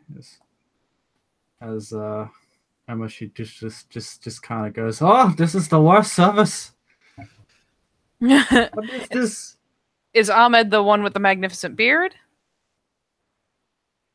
And Amanda handled you. Oh, I thought you said Ahmed instead of Omar. Oh no, Ahmed is like talking with the guy and just says, "Look, this she's gonna sneak in." He's like, "How the fuck is she gonna do that? I don't know. She's got some tricks up her sleeve. Just let it happen. Just leave the doors. Just leave the outside the doors of the basement open. We'll let it go from there.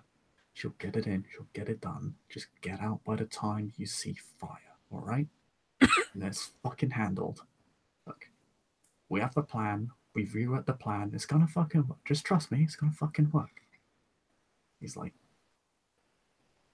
"I've already been here for like 3 fucking months working this same fucking shift. If this goes belly up, I'm out. Yeah, you can't pay me enough for this shit. If they catch me, I'm fucking dead. They put our heads on pikes, you know that. I know you're risking a lot, dude. Don't worry, this is it. This is the last night. You're fine." Is there did he indicate where this particular person in the drawing was? Like, is he usually? I know he said in the tower, and there's almost no one in there. Yeah. Look, can you just say is like is the guy in the is the guy here? Are we too like because we yeah he's in here. Like he'll be there for like next couple hours. She gonna slip over on this conversation. Oh yeah, you don't even need to roll. Like you can be Yeah, in this conversation. It's fine. yeah. She's just joining it. Like just kind of never mind. Okay, we got the guy, we got the fire. Where is It's he? all gonna be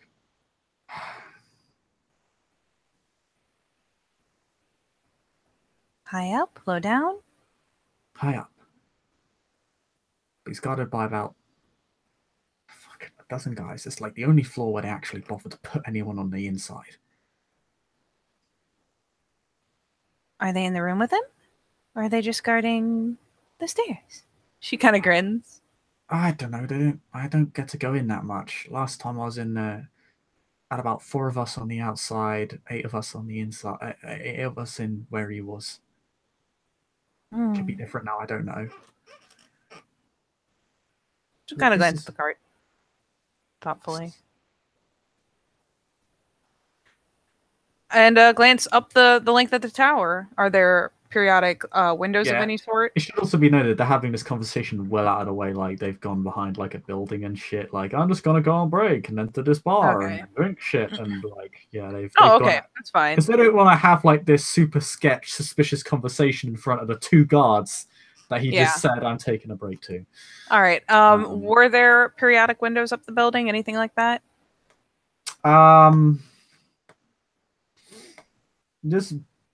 This building doesn't have much to climb with. Like it's fairly smooth. Well, no, like, but are there windows at periodic points, like on various floors. Yeah, there are windows. Like the tower, kind of, it's kind of a square tower, kind of made of stone, and like a wooden. There's like a wooden frame on the corners and stuff. Looks, um, the voice in your head seems to remark about how shoddy it was put together, or it doesn't really seem to look like that.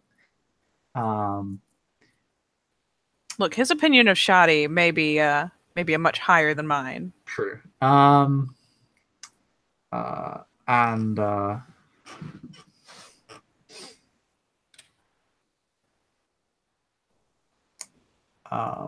yeah, there is a guy about the top of the tower. It goes about up like 10, like 1, 2, 3, 4. So, you're like 10 stories. It's a tower. It's big. It's a tall tower. It's all towery and 8 to shit. 10 stories. And there is someone on like the like 8th, 9th story, like keeping watch. It's like where it becomes visible. Like the last couple stories is literally just like the little like kind of lookout area. Like it's it's where where you'd have like an archer stationed. All right, so there's someone up in that there top. Was there anyone on a like somewhat lower floor, anything like that? There are a couple of like wooden platforms that seem like they've been shoddily added to the tower. And there are ladders to these platforms, but they don't go very high up. They only go like 4 or 5 stories most. And again, like you're not gonna, unless you have potency, you're not going to be able to jump from there to the. Oh no, I'm just trying to figure out like if she can figure out what floor they're on, because he said that there's only the one place that there's really any number of bodies, and it's on it's guarding that guy. So I was trying to figure out if she could rough out maybe where, as far as height wise in the building, where he was.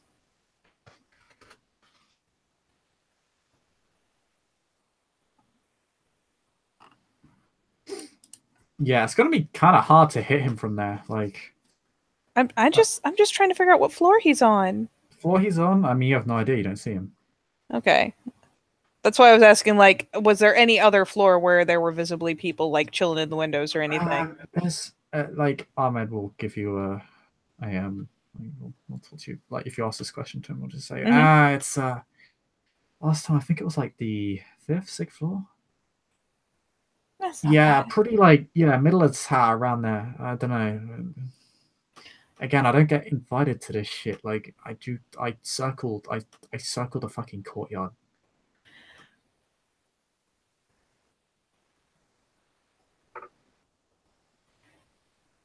Look, this is a really fucking hot area to be having this conversation. Yeah, for all I know, someone could just be like fucking, they don't just have guys in the fucking courtyard guarding this tower. They have fucking guys walking around here too. Like, I'd rather not spend too long here. So, what do you need? Doors open? I can do doors open. I need doors open. Okay, I'm gonna fucking piss to shit, and then I'll open your fucking doors. No, you're a darling.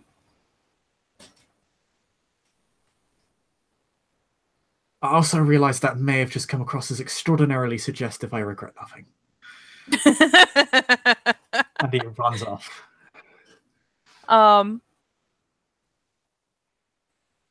Meena will lean over to Stairguard and kind of eyeball in the cart. I assume pretty much everything was really solid shit that would suck to land on if necessary.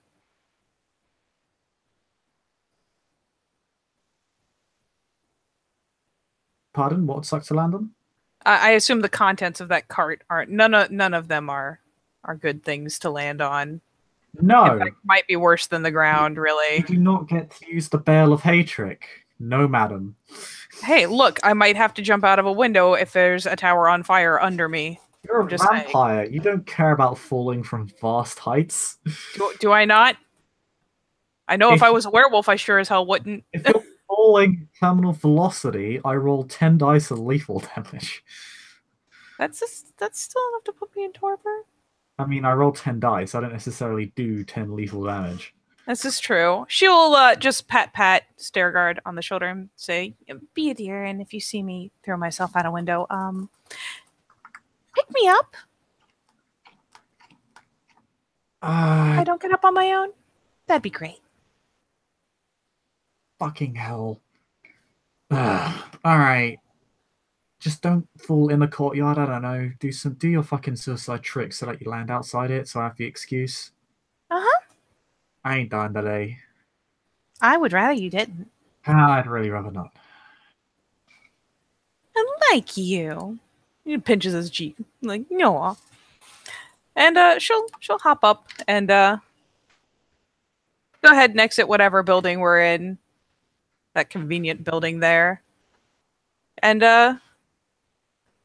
we'll go about the process of making sure she's got one of those barrels off the back of the cart and in Omar's shop where she can go in and get herself secreted away and let's see.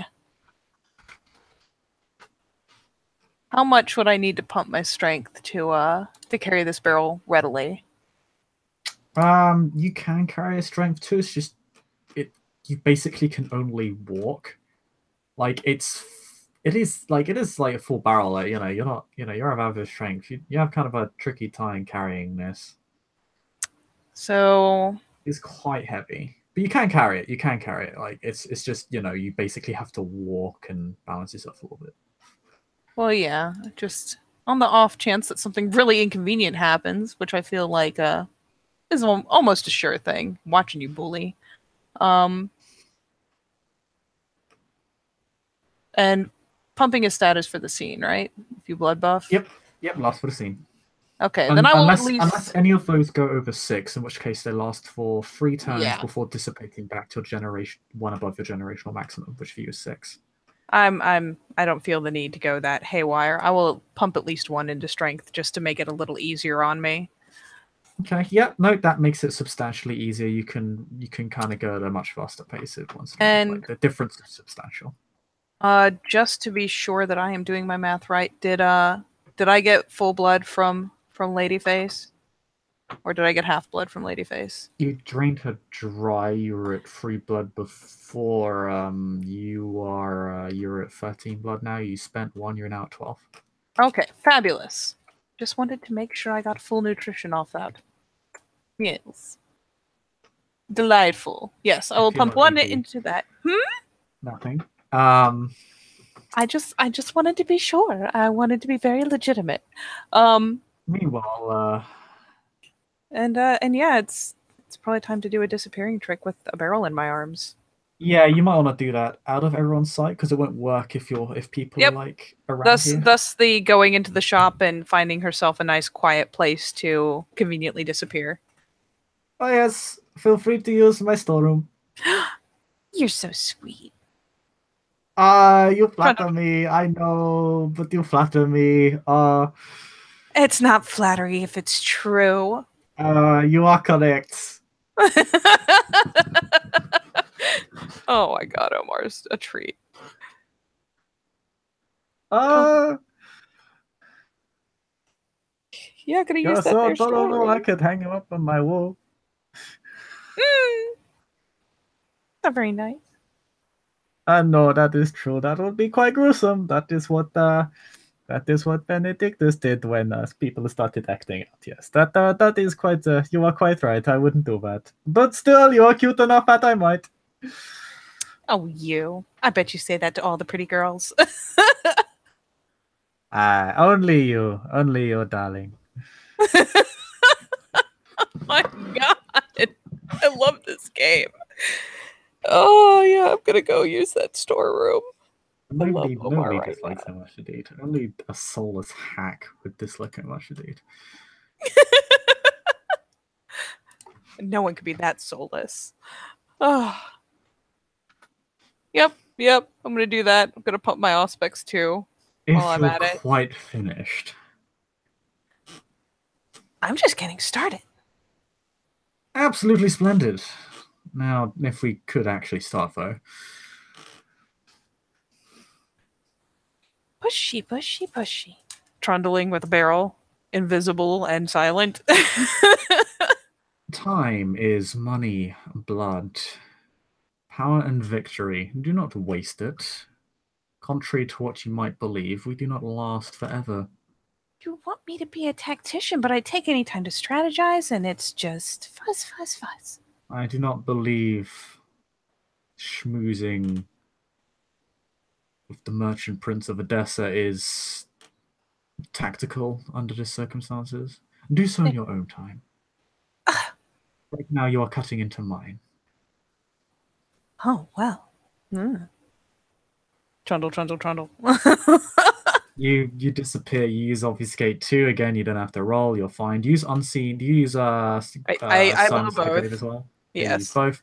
I am using Silence of the Grave specifically on my immediate area. Like, I'm not going the full extent. Ahmed has gotten a little bit drunk to the point where he's bringing a fucking mug back with him. Oh man, feels fucking good. And he walks back in. All right, lads. He just pats the shoulder of one of the guards. The other guard just looks and it's like, fuck, not again. But it doesn't look it like he looks at this as entirely normal and he doesn't really expect much professionalism from a lot of these people. To be fair, the other guards don't look that professional either. A lot of them are just kind of just like have their backs leaned up against the wall. They don't really have correct body posture. They're just chatting away to each other. They're not really paying much attention. It's just that there's a fucking lot of them around. That's fine. And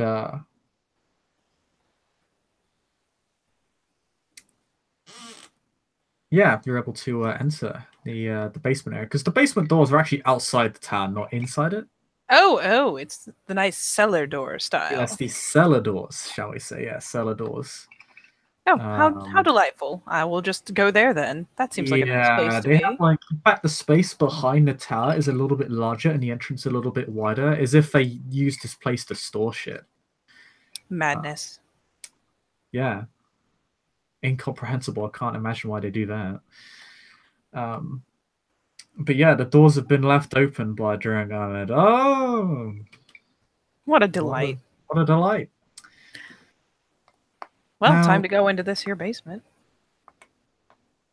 Now, here's the question of the day: is how correct was my lovely companion, my lovely invisible companion, about wooden foundation? Quite correct. I mean, the building is still, lots of it, much of it, walls, and the roof is made of stone. But when the framework's gone, the foundation itself is made of wood, very wooden, very thick wooden frames, and lots of them. You can imagine this might be one of the reasons why the City Watch left. Is putting a wooden foundation to a building made in many ways of masonry is not the best construction method. It's fine for my purposes, so... Yeah, and they had, it's clear they've had to put in the wooden frame specifically to ensure that didn't go to hell very quickly. But all of this serves your purposes just fine. And he just says, spread it out over the whole area. Grumble, grumble, grumble. Then just sit at the front entrance. What did he say? Then just wait at the front entrance.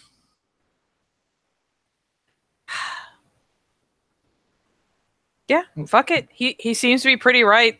Doesn't seem like it's good. This tower has one entrance. It's the common sense solution. This is not even me being clever. Do keep up. Yep. Pushy voice in her head is being for the moment she's going along with this because you know what, he's making a certain amount of sense. We'll spread this around, spread it real nice. It'll be fine. No one's gonna hear shit. Do. Now I certainly hope you brought a flint and tinder with you. If not, I'll be even more disappointed. Oh dear. Rolls her eyes, pulls flint out of her pocket. There we go. I suppose I can save my judgmental. I'm lying. I will remain judgmental. No. Yeah, I don't see that stopping ever. Nonetheless, You may begin your fireworks. I'd recommend throwing it unless you want to rot trick. I'd rather not force my hand there. Force your hand. Ooh. Promises, promises. And yeah, she will do just that because she in fact does not want to raw Shrek because that would make getting the fucking hit that she's there to get a lot harder. Mm-hmm. It would. It would also break your office gate immediately.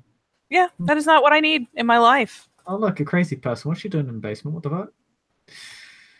Yeah, that is not a thing that I need in my life. So yeah, fuck it. Pushy voice has made a number of pretty good points. So fine, pushy voice. Whatever. Still like you. He's irritating. But yeah, you I assume you set it alight. You would Yeah. actually advise what you do is that you basically keep in mind that you interacting with this barrel at this point, like spreading the Greek fire everywhere, is going to break your obfuscate temporarily. Yep. You'll need to reset it because you're interacting with the environment. He does actually Okay. advise what you do is that basically, yeah, you spread it around, but you cause a trail closer to the entrance. You can kind of light it up and then let the fire, so you're a fair distance away from most of the Yes. fire. Kind of That was like, what I yeah, was thinking. basically like a liner, like dynamite sort of thing. Yep, that is just what I was thinking conveniently. So that works nicely. So yes, I will do the thing. I will repop all of the obfuscate and scamper.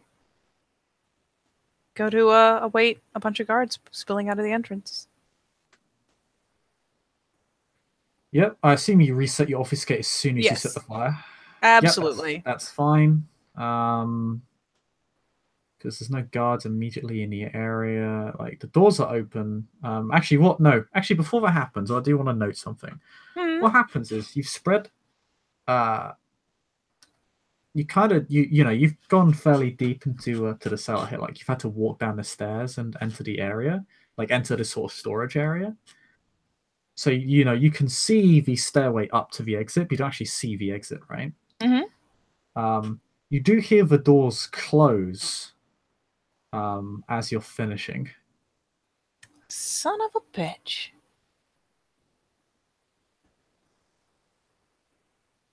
Frown mightily. Fucking mightily. It's pitch fucking black, by the way.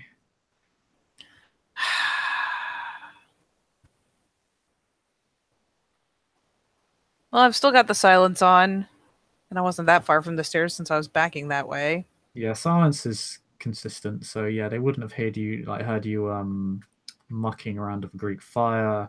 They wouldn't have felt an incentive to go down there. Otherwise, this would be very different. But yeah, they have closed the doors on you and effectively locked you in. Locked.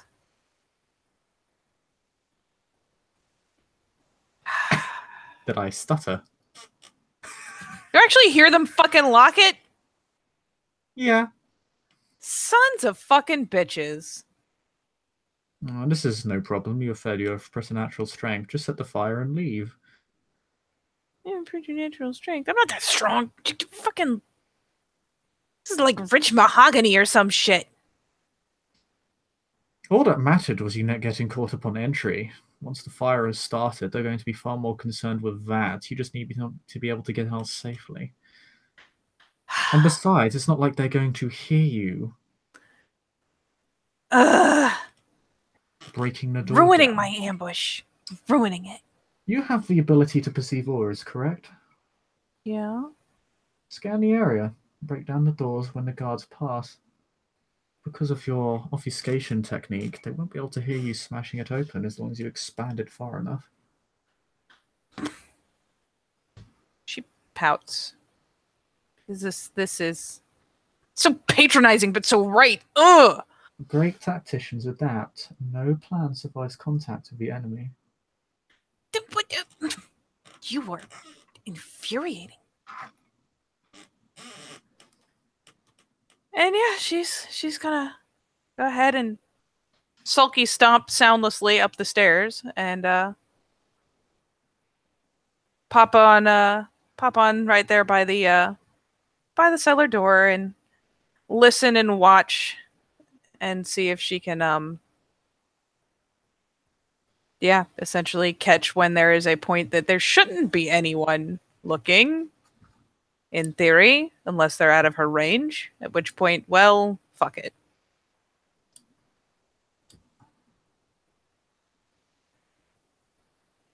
So now she gets to play the timing game. Yep. But if you just read the soul, by the way, to scan the entire area. Oh boy. Because I'll let you say you can scan auras through walls because that is cool. Because it's pretty cool. Mm-hmm. And is actually a practical application of the power. If I do have the aspects up, does that mean it's -1 diff on the perception? You have aspects too, right? I mean, yes. So yeah, it's -2 diff, not -1. So yeah, diff 6. So diff 6. I will state in advance, she is not going to fucking believe it if she doesn't sense anything first time around. She will double check even if it's a good read. Ha! I feel better for asserting it. You may try again at +2 diff. Yeah.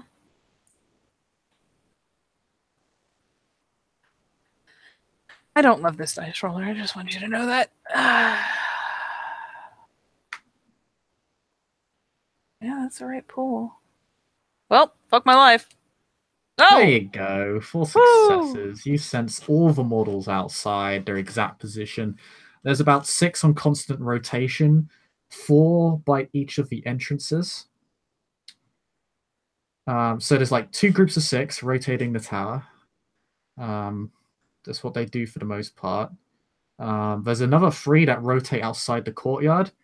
Again, 2 groups of 3. There's 4 by each placement. The wooden platforms, which are on the first, the second, and the third floor. There's a guard or 2 on each of those. Jesus. There's a lot of fucking guards around this area. I'm seeing that. To be fair, you sense the guards outside the walls are much harder to sense because there's a lot of models walking, like other models walking around out there as well. At that point, it begins to blur, so you don't really sense that. Yeah. You get 4 successes. You sense everyone at least within the courtyard, and that's the important part. You're able to look through the walls to perceive their auras. And yeah, it's just a matter of, because these 2 groups of 6 walk opposite of each other at a fairly even pace, it's basically when they're both walking around the left and right side of the building, like the front and the back, is when you want to break out. So yeah, I'm just going to presume that she'll time it. She'll go ahead and slip back down the stairs and the same number of steps to where she was standing before, and prep to light this thing up and blast out the door when they get to right about the right point. Yep. Can you make me a straight strength check to break out? You may buff your strength if you wish. What do you wish to buff it to? I am in fact going to buff all sorts of things. Okay. I am going to throw 3 more into strength to put it to 6. Yep, that is your generational maximum. Let me note that. Down to 9. And then I will also be putting 2 into Dex, which will drop me to 7. So I am now strength 6, Dex 6, because I'm going to have to murder a guy while I'm at it and get away with it. So might as well be able to do as much damage as quickly as possible. The voice in your head just says, as soon as you make an opening in the door, you'll have to be quick. You'll need to trigger obfuscation quickly as soon as you light the fire. You have a window of about 5 seconds maximum. Judging from the way these individuals are rotating, the pace at which they're moving. Fairly consistent, I'm glad to say.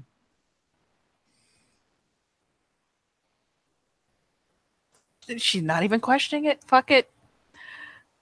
He's way better than Navi ever was. Yeah, she will do her best to time it. She's gonna do the thing. I will roll the strength check. I'll bodge. Just normal diff. Normal diff. You're basically breaking through a door, and you have supernatural strength. It's 6 dots. So yeah. Well, I mean, one success is all you need, to be fair. So It'll get her a big enough crack to slither through and reactivate obfuscate. Fuck it. yeah, you can make the crack. The crack is silent because you have silence of the grave up. Yep. You kind of bust a hole with your fist after like shaking the door. Fucking supernatural strength, my ass. Ugh. And eventually, you just manage to after just beating it in for a couple seconds, you manage to get it in. However, you do barely have enough time to trigger obfuscate and light the fire. Yep. Fuck it. Dip.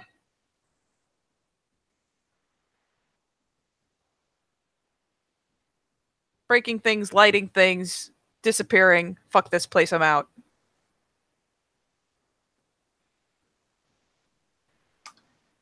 Yep. Could you make a quick watch check roll real quick as the fire kind of bursts into life? Difficulty 4, because it's only a small string of fire. And it is instinct? Mm-hmm. Oh boy. Oh boy. I spend willpower? I have no idea if you can spend willpower on these rolls. Yeah, you can. The only thing you can't spend willpower on are road checks. You can never spend willpower on those. Well, it is really important that I don't lose my fucking mind and get myself stuck in a burning basement, so I'm going to spend on this because I'm paranoid. Didn't need to, but it did it anyways. Yeah, you're fine. You don't really feel much fear from the fire. It's a small string of flame. It's irrelevant to you. Dip.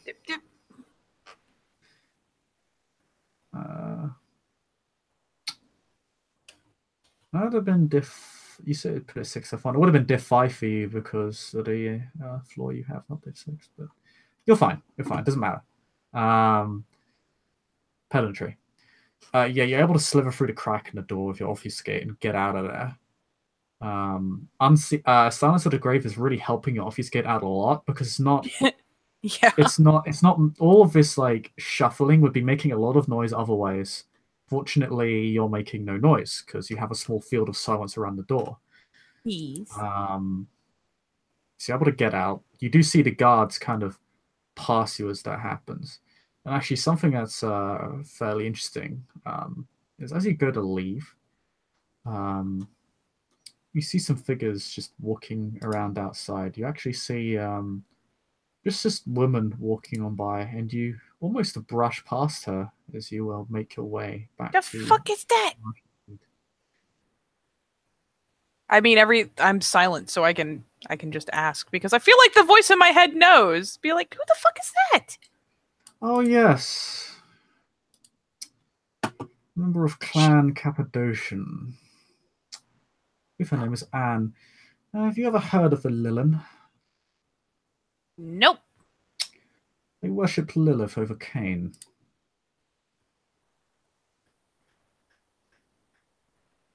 Oh. They actually have a grove of sorts not too far from the city. I believe the Seneschal of Timorin has also made visits there. Oh, yeah, the cutty and the... Is her road not as valid as yours? It's just not as fun. I believe the good Sister Madeleine would disagree, considering her accomplishments and aptitude. Perhaps you're not in a position to judge, particularly one of the sinners. After all, is not your very emphasis upon freedom from limitation? I didn't say I was being righteous, and I didn't say it was wrong. I was just saying I was having more fun. I'm sure. Got a little defensive there, voice in my head.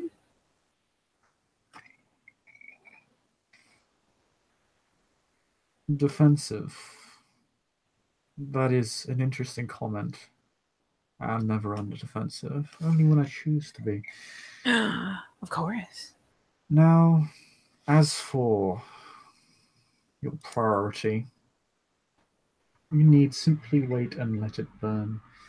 You'll most likely be escorted out. You'll probably want your friend with the cart to make an entrance, scatter them, But draw attention. murder!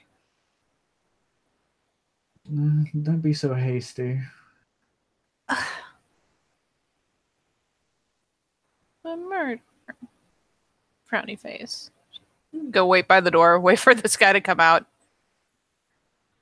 If nothing else, I guess she can follow him. Ugh, it is better than being stuck in a burning building.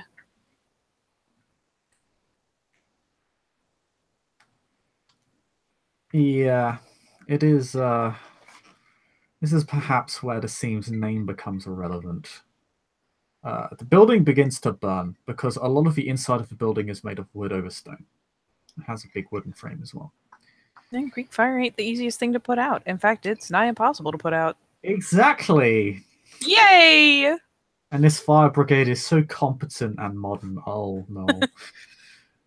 So this fire quickly begins to spread out of control as it begins to rise up throughout the building. And it only takes a few minutes initially for it to reach the first floor, then the second, then the third, then the fourth, then the fifth, then the sixth, and people begin pouring out of the building. Some people, guards begin jumping off their platforms. There's only one entrance, so you see about a dozen guards kind of running over each other to get out of the fucking building. A few of them are on fire. That seems fine. Well, still, the fire's beginning to spread along the courtyard. Oh, oh, And oh. the walls. No, thank you. I'll And just then stand here. One of the carts catches fire. And it begins to spread further. But where's Duty McDudeface?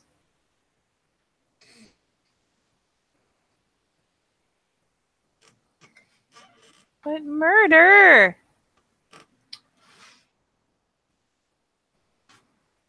The voice in the head moves. Stay out of the way of Anne. She'll detect you. Wait, what? She'll detect you. Move. Escape her. She's an ancestor of her clan. She'll most likely be able to find someone as inexperienced as yourself.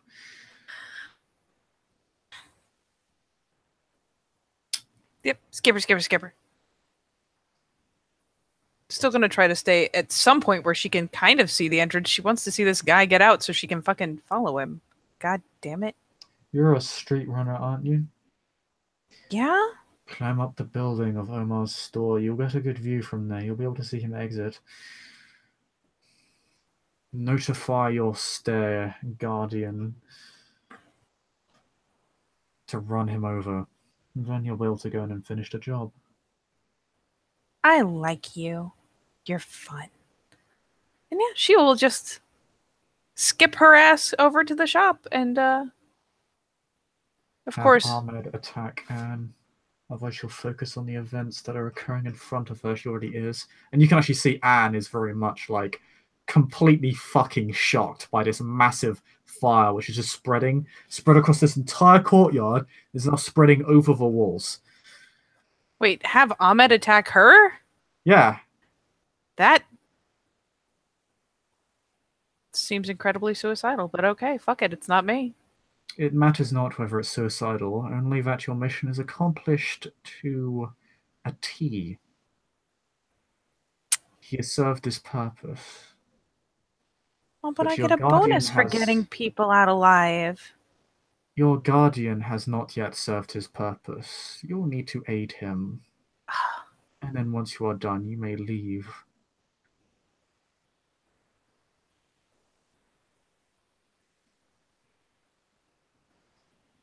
There are no others here currently, which is advantageous for us. Hurry. Fine, jeez, pushy. Fucking scamper. And yeah, she will have to again probably duck into the stock room, carefully not bumping anyone in the process or anything in the process, but duck back in there so that she can reappear. Stair Goddess is like, oh my god, seriously. Yep, that's the thing I do. So, everything's off. Do not speak God's name in vain. That is very rude. Oh. Blink. So, Anyways, how can I help you? I see that you are burning half a neighborhood down. Please do not burn my store down. oh well, it's not part of the plan. Hey, buddy, pal, friend, like snag his elbow, pull Stairguard over, like, hey, buddy. So, I need you to run over the hit mark with the cart. I need you to just do that for me. Can you do that for me? Fuck yeah, I'm not gonna stick around. How about I just run him over to the horse? I can't do it with a fucking cart. I won't be able to get Okay, away. fine. Just do it with the horse. Whatever. Just plow him down for me, would you? And then, yeah, keep going. Will do. I'll wave to you. And she's gonna do just what was suggested, and yeah, skitter outside and clamber up this here shop. What a nice shop it is. So climbable. Ahmed's fled the area. He's kind of like ran off to the hidey hole with God Omar. Damn it. Was he in there when I popped in? Yeah. He fucked off when the fire was beginning to spread. God damn it. There are like bells going off at this point, and City Watch are beginning to arrive with buckets of water. Unfortunately, it's not really effective. Where did Ahmed fuck off to? He's in the fucking stockroom. Oh, he's in the stockroom. Okay. Yeah, he fucked off to hide from the fire. Okay. Yeah. It's like, oh, and could you do me a solid? What? There's a lady over there staring at the fire. Can you stab her repeatedly? What is wrong with you? In the head and shoulders for me?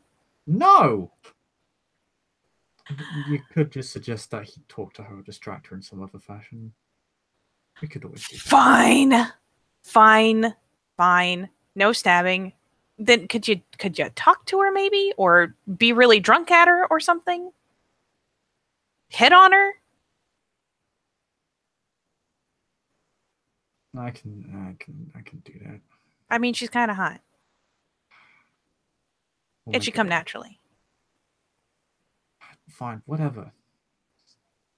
Creep. Just walks off. He complies, but he's like creep. She's okay with being a creep. Right, now that that's walking up and cheerily suggesting that someone stab someone about the head and shoulders. Are you ready to finish the job? I must say, right, a rather spectacular display. You will have to be running back into fire, still your resolve. What? But I thought we were gonna run him over with the cart, and then I was gonna stab him repeatedly right next to a burning building and courtyard. Okay, fine. Fuck. And yeah, fucking time to clamber up and the can-do attitude I look for in all of my subjects. Thank you. Hey. Subject is such a strong word. Clambers up the building. Remains silent with a steepling of fingers. Perhaps then. No. Oh, I feel like I would have liked that one. Mostly because you don't. It's quite all right. Alas, you are burning moonlight. I'm climbing! Onward you go. Fucking achieves perch. Yeah, you spent a few minutes, so you're not sure if you missed him or not, but he's you don't see the guy yet. You see a lot of people running out of the building. Again, couple dozen people. It's one door entrance, though, so people are kind of getting like pushing each other out, running over each other. They're like, "Fuck, get out of here!" We're burning alive. Some people literally are burning alive. That's not helping the situation with the fire. The fire is slowly spreading, like over the walls. Like it looks like the City Watch are trying to contain it at the walls because the walls are made of stone, so they're not going to burn. But the sort of wooden platforms attached to the walls are.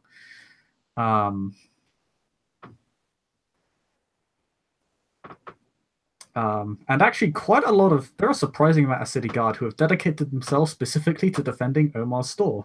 Interesting. What a nice bunch. Yeah, what a nice bunch. There are actually quite a lot of City Watch and mercenary guards seem to be protecting this place now that you think about it. They just were kind of wondering, or like, you weren't sure if they were part of the gang or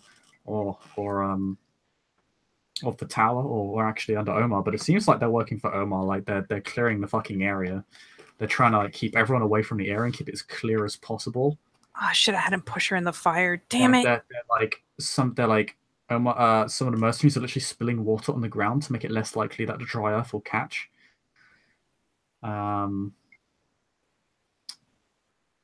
And yeah, so it seems like they're safeguarding this store,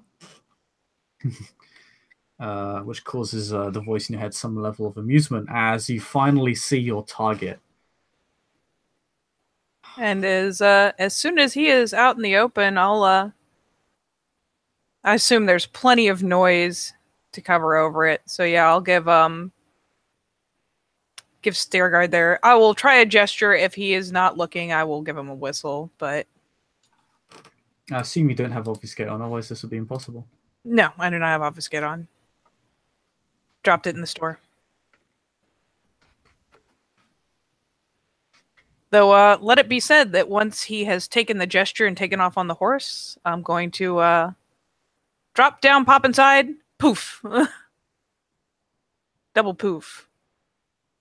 Because I'm going to have to run after him and finish this. Well, no, there's no point to doing that, because once I stab him, I'll appear anyways, so fuck it. Yeah, but if you'll appear anyways, but you'll get a free surprise attack off. I do like free surprise attacks. Ooh, yes, I want it. Double poof. Because even if you failed a stealth check, you'll still get a free attack on him. You yes. Yes, please. I would love a free attack on the man that's being hit by a horse. Yeah, so first of all, yeah, the ever illustrious Stairguard is given a signal. He'll ride the man down. 1 second, I'm just going to quickly check. I'll just have him roll 5 dice. He's not the best horseman. He'll charge him down. The horse has a lot of strength. The horse has 6 strength. Get him, horsey. Okay, he does 2 bashing, and the guy will roll his stamina plus his armor. So the important thing is, does he fall down? He does get knocked over. He's charged by a horse. He's not standing up from that. Like, he's just like fucking like the horse literally charges through the fucking area. Somehow this guy takes the fucking hoof. Like, these fucking horse legs are just running the fuck down. Apparently the padding on that armor is really fucking good, and he just kind of rolls and is like kind of winded. As the Stairguard like literally runs over him and a couple of other guards before running straight out of the area. Good man. Seemingly back towards Riverside. In this rather but providing you with your crucial opportunity to make a rather public assassination. Yay! As Anne is distracted by a guy and sort of the panic of the flames, and she seems to be retreating from the flames, as obviously one of her kind cannot be seen to be rot-trekking in public. That would be unseemly. Nope, jumping on that. Prone, you say? How fortuitous. -2 diff. And roll your wit stealth, because you're an obfuscate, so I'll make it wit stealth instead of dex stealth. Aww. Aw, too bad. Why are you so mean to me? You're getting a free surprise attack. Yeah, but my wits is really low, and my stealth is actually really low. I rely on the dex. Then suck less. Stop being trash. Okay, you get 1 extra dice. You stab him now. Stabby, stabby. I will happily stabby. Nice man. I need to remember that my shit is pumped. So 6, 7, 8, 9, and then 10.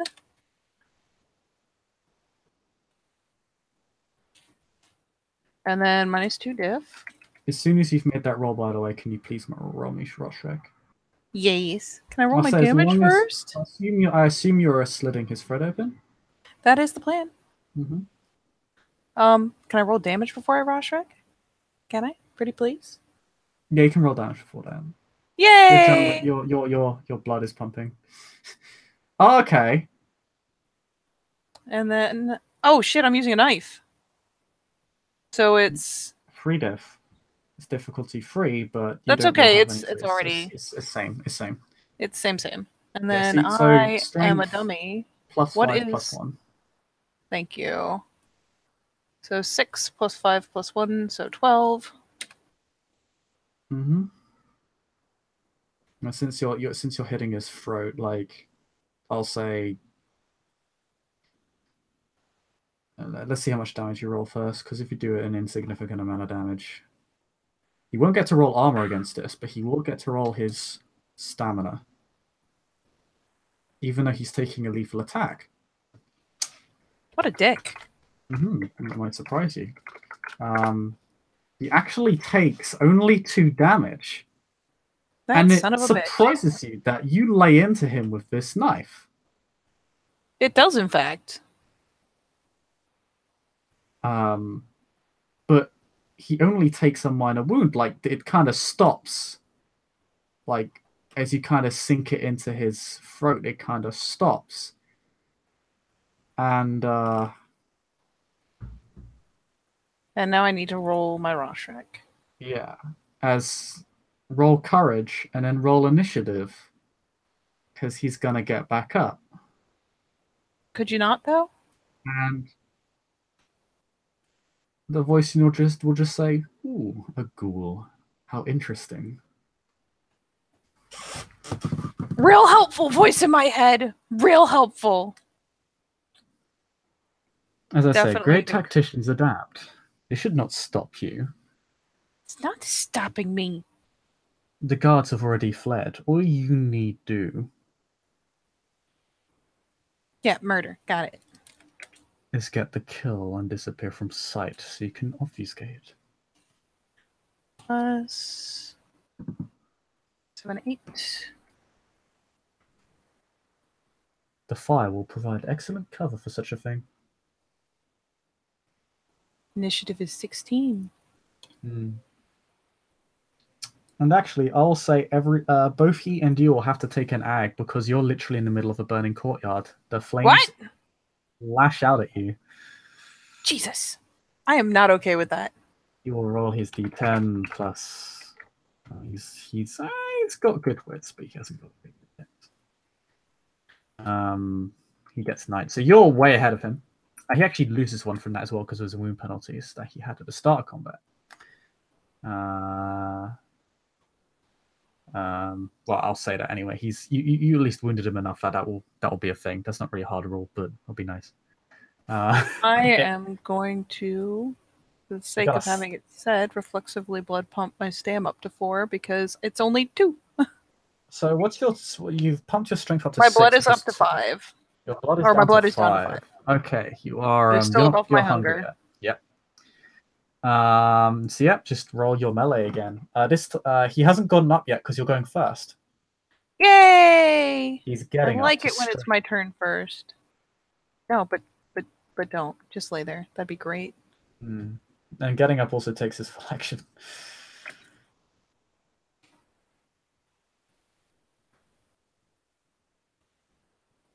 So it's stiff 3 with the knife? Yes. Oh, that's right, because penalties. But if you're making a cold shot or minimum. That would be probably like plus another 2 diff, which I didn't really count in the first roll, but we will count it here. So it would have gone what? Knife is base 4, isn't it? Base 5. I thought knives were 4. Man, knives should be 5. I've always used 5 when with knives, so I don't remember. Let me double check for you. I may just be remembering my beautiful bite diffs. Beep, beep, beep, beep, beep, beep, boop, boop. I think biting was diff 5 as well. It's just rat made it even easier. Yeah. Hatchet, knife. What else is saying? It doesn't tell me. God. Well, we've got a drive that has all that base stuff.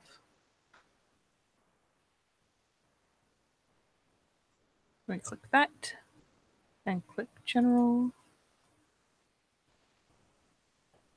Combat guide. Wait approximately forever for it to load. There we go. Ooh, I need to get me a stiletto. They're base 4. They are base 4? Mm-hmm. Interesting. Okay, you are Okay. So it's -2 for the prone, but +2 for the throat, I think. Yep. So still 4. Yeah, 4 diff. Aye. Let's die. And it's what?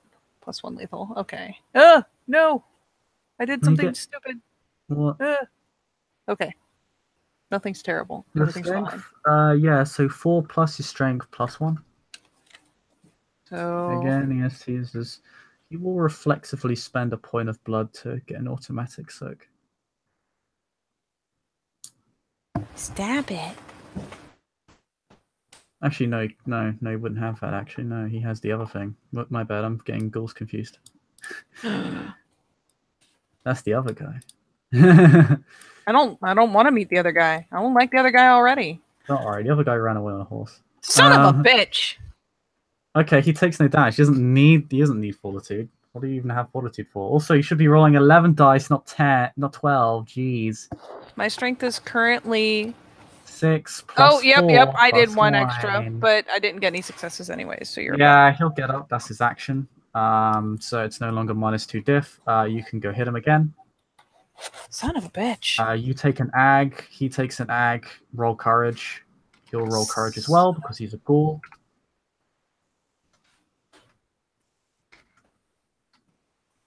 He rolls at -2 diff, however, because ghouls are much more resistant to this sort of thing than vampires.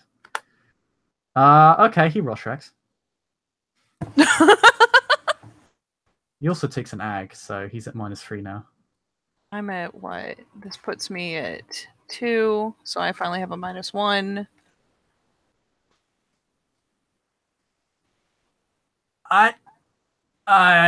So do you! Well, Shrek? That's funny. So yeah, by the way, I should have known. When you get burnt, the difficulty for Shrek is 7. Oh, that's good to know. Which for you would be 8. I didn't want to spend a willpower anyways. I'll give you that because I did not tell you the difficulty beforehand, and that was my bad. So I'll give you the willpower on that one, even though it's retroactive. Yeah, no, he does rot Shrek. You don't. You force the beast down, but the beast is panicking now because this fire is consuming the entire courtyard. The source of this fire is Greek fire. It set the entire building on fire. Flaming detritus is falling from the building. The courtyard is literally just a sea of flame. Well, if he Roshrex, doesn't he bolt? He does bolt, which means you have to chase him down. That's fine. That means chasing him out of the fire and hopefully into a nice closed alley where he can't think to react. Yeah. He does actually have to run past you, so he'll use his turn to run. Attack of opportunity? This is not D&D, madam. Just saying. He barges past you, screaming all the while, which doesn't really strike people as particularly out of character, considering he was running from a sea of fire. And he is badly burnt. He actually doesn't take ag. I think it just takes lethal, so you can soak that. Have him soak it first. He will still fail this check. Yeah, okay, he does soak the fire, so he's not actually a 3 damage. I don't think ghouls take ag from fire. No, they don't. I don't fucking know. No, they don't, because they don't take ag from sunlight, otherwise that'd be really problematic and weird.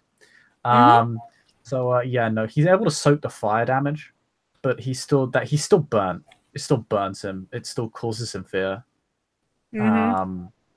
And even though he is a ghoul and the beast does not rest as strongly as him as it does a canite, it still rests within him. And a fire this large cannot be ignored to a beast, causing him to lash out and flee. It is a proper ton of fire. It's a fuck ton of fire. And yeah, he fucking bolts. Giving you an opportunity to strike him again in the back as he runs past you towards the exit. His clothes are on fire and he is burning. Keep in mind you are at bruised health level. Mm-hmm. It's not a problem so far. Oh, I'm Yeah, bruised? You can strike him again. It's a back attack, so it's -2 diff. Okay, so 90, 10. Do I need any weird modifier to try to not hit him in the armor? You basically need to make a cool shot at his head or neck. I assume the head is the easier target. Yeah, it's +2 diff.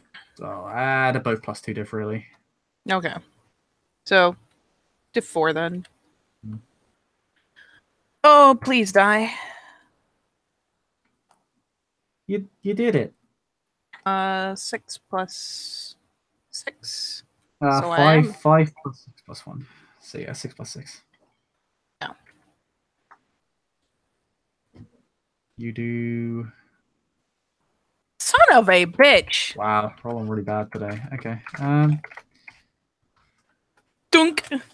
He soaks it. Son of a. Maybe I should just pitch him back in the fire His and balls wait. can seek lethal damage. Yeah, no, he's gonna continue running. At this point,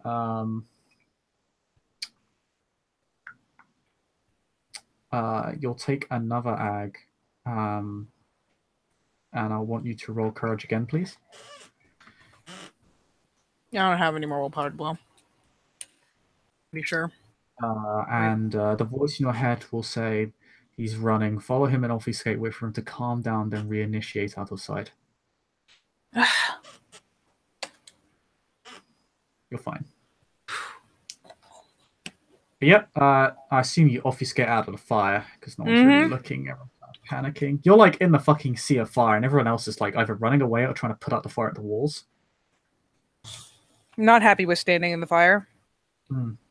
So you're able to obfuscate and make you out of the fire. Yep. You're slightly on fire, but it's fine. Yeah, and I assume you chase after him and obfuscate.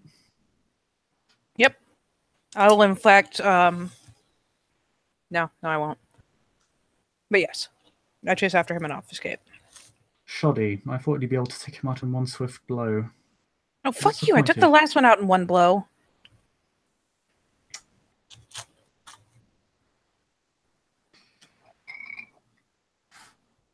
Nonetheless, the mission is still achievable. Working on it. Chase. Yeah. For the next few minutes, you chase him. He screams for a while before calming down in an isolated area, basically in an alley, about a block away from the fire.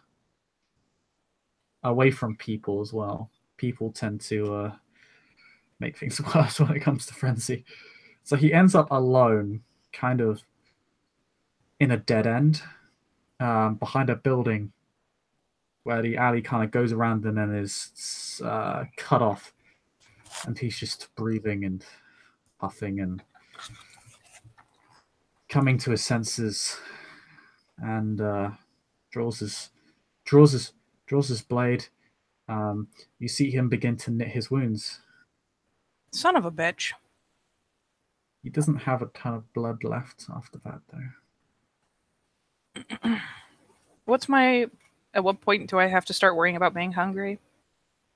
What's your instinct? It is 4. You worry about getting hungry at free blood. Then I am gonna go ahead and pop myself back down to bruised in the intervening time. Yep, that's fine. Oh no, you took ag. So aggravated damage takes 5 blood points and a 4 Oh, that's right. Oh god, fuck that. It is extremely hard to heal aggravated damage very quickly. You basically need to spend 5 blood points. Yeah, fuck that. Which you can.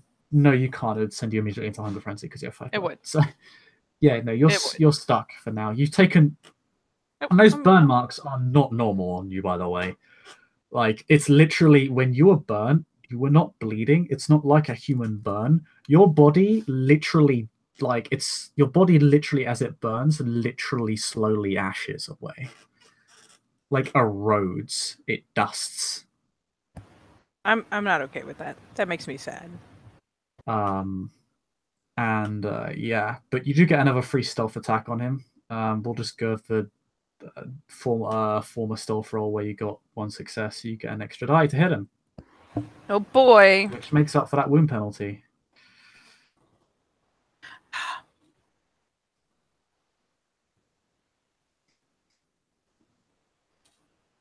And if I am, let me remember how to brain. Starting at 4.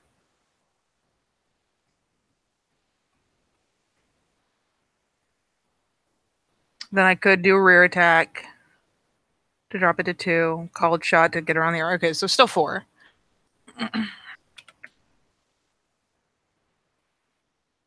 You had 9 dice to hit him.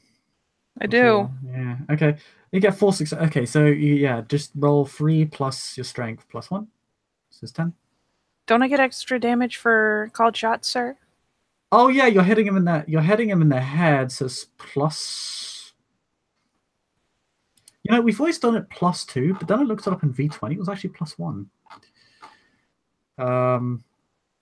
Really? Yeah, it's actually only plus 1. Which is strange, but Which is lame. is lame. But if you do 5 damage to him on the head and he doesn't soak all that damage, he gets decapitated. If he takes 5 successive damage, he's already taken. Well, he healed that. He healed that, so He's a dick. if he takes 5 damage, if he takes 5 health levels to his throat or head, he'll be counted as incapacitated and dead. I would just love it if this would kill him right here. This right here. Mwah. Close. Close. I mean, that's almost enough. Close, but no cookie. He gets no successes on his soak roll. So yeah, you literally stab him, just literally through, like, I can only assume like between the eyes. He's not that much taller than you. Like, it's actually not much of a task to just literally, you just take your knife and just thrust it through the bridge of his nose, and he screams out. He would scream out if he could make noise. Oh yeah, he does, and there is no noise, and that frightens him. He desperately tries to hit you, which he gets 4 dice to do. Is it -2? Yeah, he gets 4 dice to do it. No, he gets 3. It's not bad. Hits you.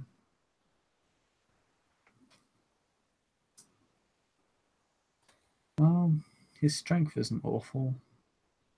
And he does. I'm gonna laugh my ass off when this ghoul kills me. I just want you to know. Well, he does actually have quite a lot of total strength because of his potence. Yep. But he only got 1 success on the roll, so he's not rolling that many dice.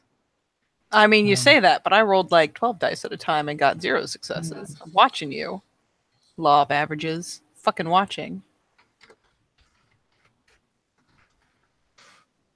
That's 2 lethal to you. So I take 1. You are down to. You've taken 3 health levels of damage now, I believe. Something like that. But one of them is lethal. One of them is lethal, and you can heal that if you succeed on a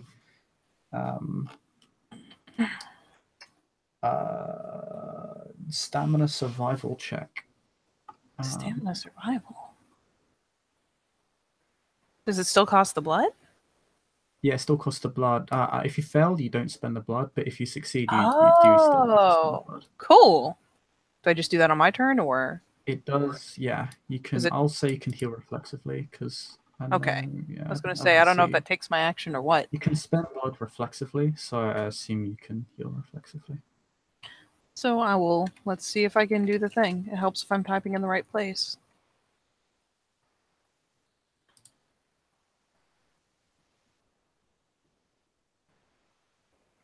I assume it's diff 6?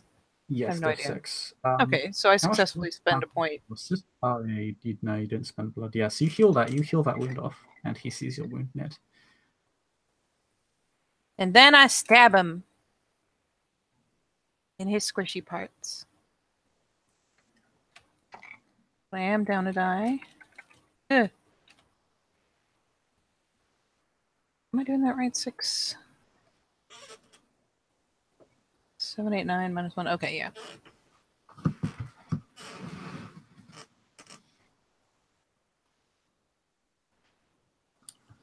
I am going to go for the head again, even though I'm not getting the rear attack. Because I would really like him to just die super fast. That'd be great.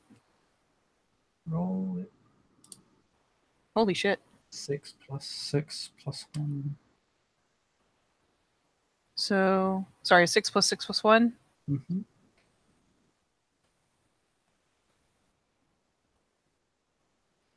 Liz die. Fucking 2 damage. What the fuck? He takes 1, he dies. You thrust your neck, you thrust your knife into the massive gash that you left between his eyes, and then twist it, causing causing one of his eyes to bulge and the other to pop out. Huh. And the eyes just bleed before he just collapses to the ground. Can I ask you an awkward question? Mhm. Can you feed on dead people? Yes, Or but dying people? he's a fresh kill, so And feeding on ghouls doesn't impart any of the original blood. It's just blood, right? no, yeah. The strains of Vitae in the ghoul system are far too weak to impart a bond. So how much can I pull out of him before he is dried up? Because he has been hit about the head and has spent a lot of blood. I have no idea what that leaves. He spent his Vitae. He actually almost ran out. So he'd still have, as a human, he still had 10 blood points, but he's bled quite profusely, so I'll say he has 9 left. I will just take that. And yeah, then I'm gonna hack his head off, take off that outer layer of rags and bullshit, so I can bundle up that head to carry out with me, and then I'm gonna frisk the body for valuables because, fuck yeah. Ah, well done. Absolutely splendid work. The voice says. 1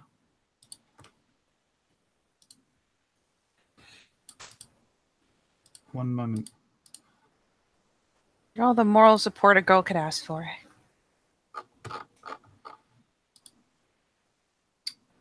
I don't think moral is something that you are or you would desire. Nah, you're right.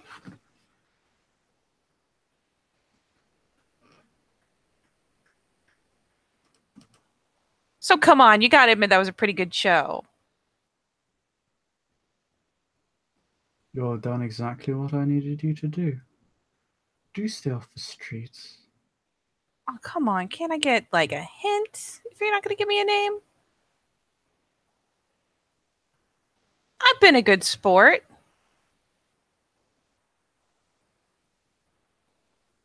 Climb up to the roof. You hear a lot of footsteps. They're not like human footsteps. Yep, snagging her bundle and scamper, scamper, scamper, scamper. Scampering is what you hear. You hear a lot of noises actually, kind of off in the distance. And Well, then that's they get lovely. closer and closer. As you get on top of this roof and you climb on top of this roof, Reactivating ob. So hard. you see this. Absolutely not even a swarm, a tide. Ooh, bursting out of Cthulhu. every sewer entrance, consuming everything in its path. An enormous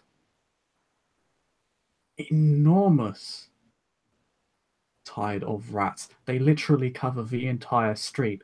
They come from Riverside, they come from the sewer covers in the Prophets Quarter. They cover the streets, they cover everything there. People are literally being devoured in the streets by these rodents. Oh, now that's scandalous.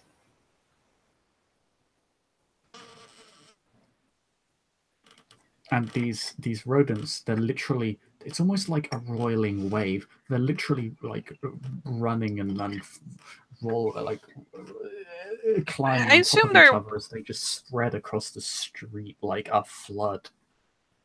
Are they working like as an intelligent whole? Like obviously working as if they were one larger unit, like especially as they go for the body, etc.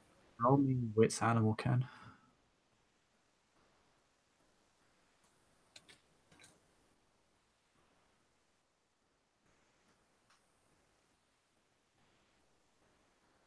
Rolled.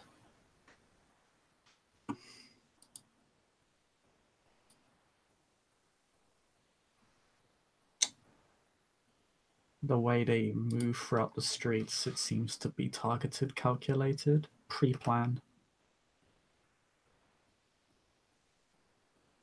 And they just, yeah, they just roll across the streets, just covering, devouring everything. Doesn't matter what it is, man, animal, car, they just destroy it. Here's a question: is what's her face still even in the remote vicinity? If I scamper along this roof. They're not going for the roofs, they're going for the roads, the streets. Well, I mean like Cappadocian chick. I was curious to see if they would avoid even Canites. You can't see her from where you are. Gonna scamper me across some rooftops. Thinking meanwhile, very loudly, do you have friends in low places? You have made an effective distraction, and a dam has burst. Give my regards to your primogen and the prince. Well, I can't do that if I don't know whose regards I'm giving, can I? Not to worry, just tell him that the demise and the wishing woman will be there to see him soon. The demise and the what? The wishing woman.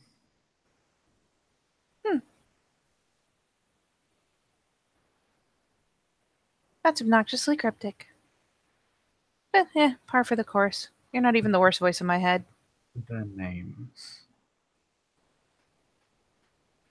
Just because you do not understand, do not assume that everyone else is as ignorant as you, fledgling.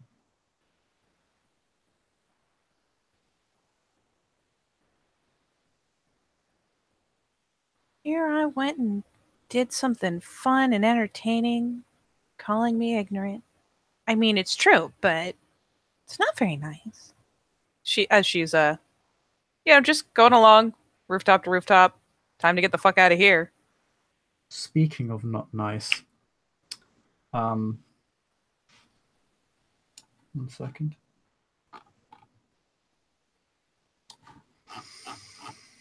They start roiling up a wall. We're gonna have some sharp words voice in my head. Just letting you know. No, he does a thing. Does he do a thing?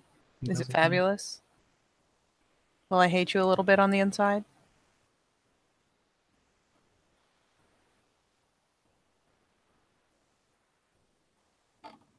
I can sense the looking up of disciplines. I can sense it.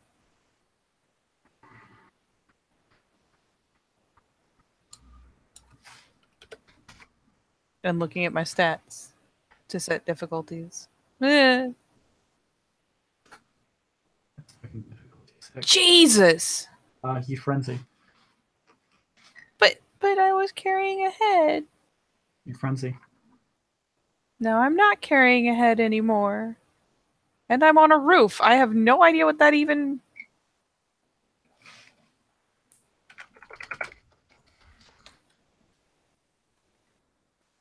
You're not on the roof anymore. You topple into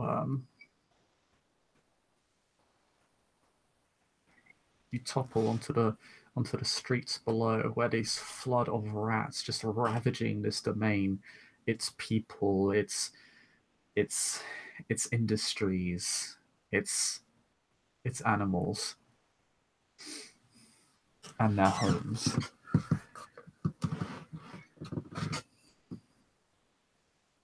You topple. You topple onto them. You frenzy on them, just kind of as you're carried away by this wave. Oh boy. Just clawing and biting and thrashing. Oh boy. But there are so many, and you are brought down. And they see you as little different than the mortals on the street, as you are largely devoured, thrust into torpor. Your last moments of consciousness, you feel the light of the surface fade. The moonlight, the torchlight is gone as you are dragged into the sewers of the city.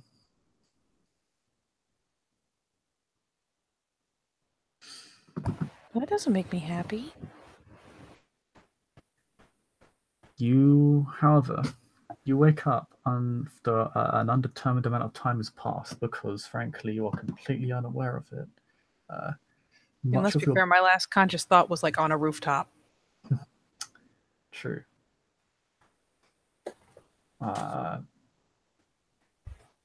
You are actually when you wake up, you find that your body has largely, like, much of your body has been stripped to the bone, like your arms, your legs, much of your torso. Like, there are some small scraps of skin, but a lot of it is actually muscle.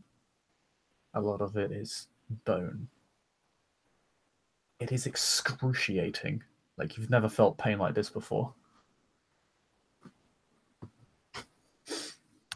It is as if every part of your body were being roasted alive.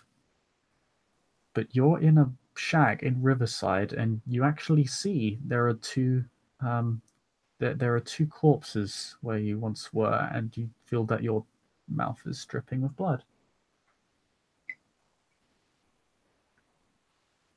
And you see just a single rat just observing you.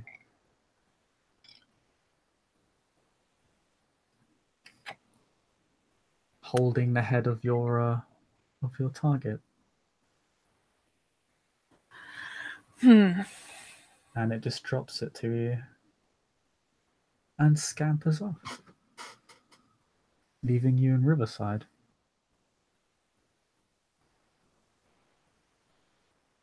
I'm gonna really hope all that chewing on I got was lethal and something I can readily heal off with my now inflated blood pool. All your wounds are full of ag, because what happens is lethal. Once you're torpid with lethal, it then extra damage spills over onto ag. Your body was literally stripped to the bone. This was aggravated damage. How fucked am I? Like, damage-wise? You are crippled. It looks like you were healed the damage. These corpses are used to feed you a great deal of blood.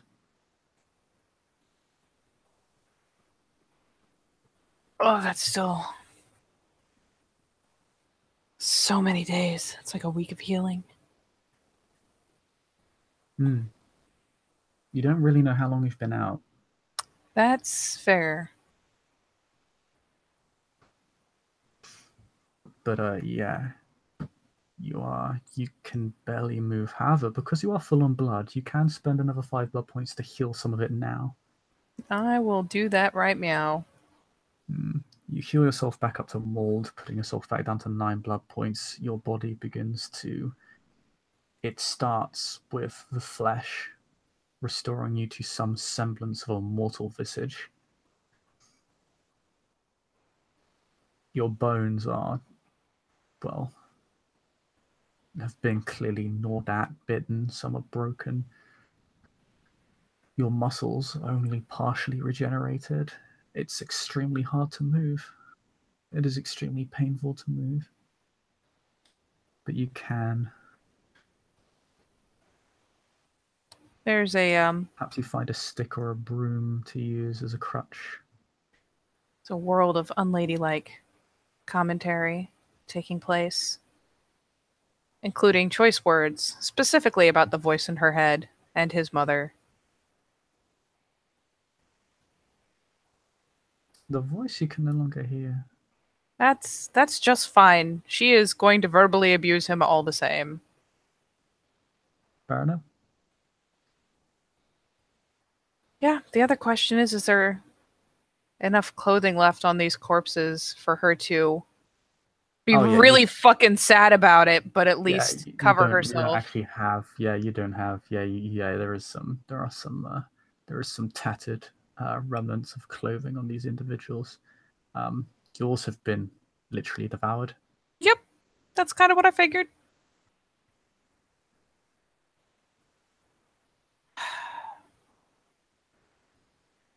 Is there You any don't even gap look around? homeless. You look like you're dying. Is there any gaps around the door or anything so I can get a sense of? Well, actually, I guess it's night either way because I'm awake. Hmm. Now you go to walk to one of the windows. You actually end up stumbling and falling, and just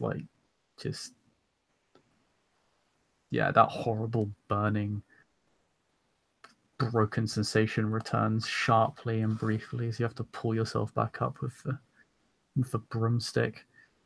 And it does seem to be quite deep and dark. It's quite far into night, at least from what you can tell. Yeah, there will be cussing and crying and yelps of pain, but she's stubborn. She'll wrestle herself back up. Do you make your way back over to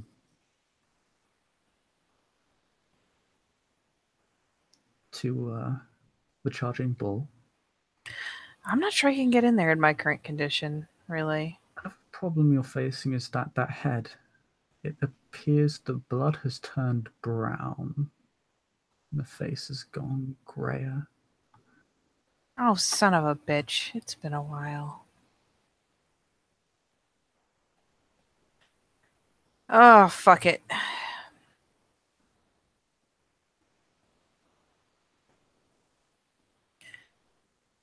Oh, she really doesn't want to walk right into his den. That fucked up. But let's face it, she's already had one near death experience today. Or a couple days ago, potentially. Probably a couple days ago at this point. And yeah, fuck it, she'll hobble in that direction, probably looking like she is a fucking leper at this point. Oh yeah. Um, the guards still know who you are, so they let you in. As you enter, though, everyone just looks at you with this wave of just fucking horror. I Like you're, imagine, all things considered, the way that she has been doing things, um, she will probably, if the guards recognize her at the door, ask if there's any other back entrance because she's worked too hard to get people going to public places in this goddamn region to go and fuck it up by walking through looking like she's plague stricken. well, problem is, the stairs are Oh, oh, oh. Yep, fuck it. They can look on in horror. they She do. doesn't Some even look people like even just leave. herself. Some people just fucking like they just run. Like you look like a monster. You Um, know what? That's fine. and the stair guard recognizes you, and he runs up to you, and he says, "What? Oh my god!" I thought you died when the rats came. Like, does he run up, like, hands out or anything? Like he's gonna catch her up or something? Because if No, so, it'll be like, no touchy, no touchy. Oh, God. he doesn't touch you. Thank But God. he's like, how are you still alive? That is a really, really good question.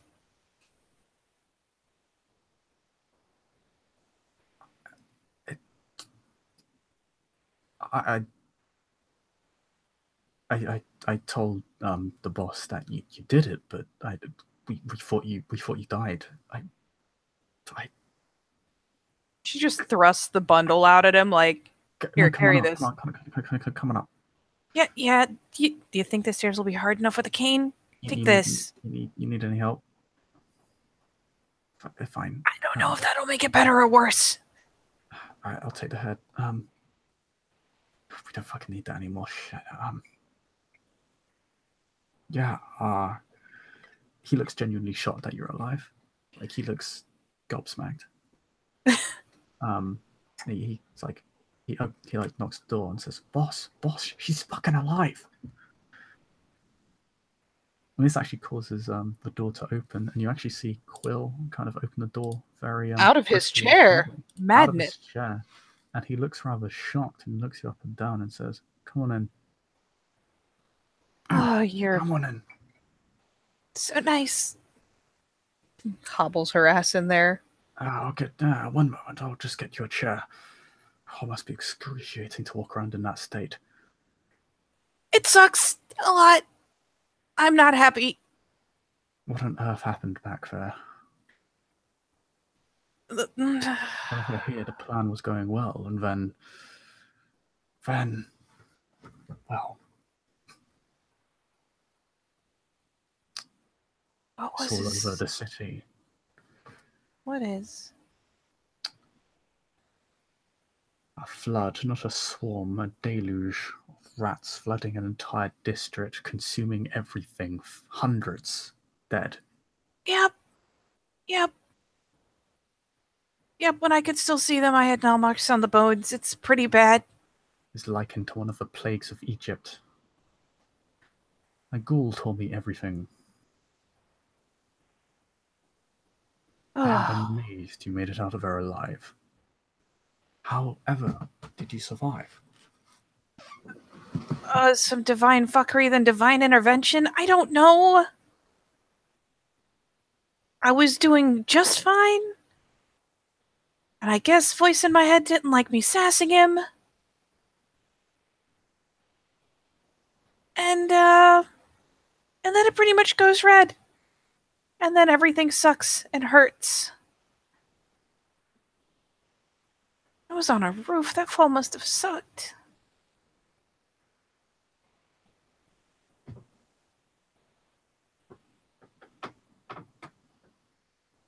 But no, I don't know. Guess all I made that joke and someone's got friends in low places. Ugh. So,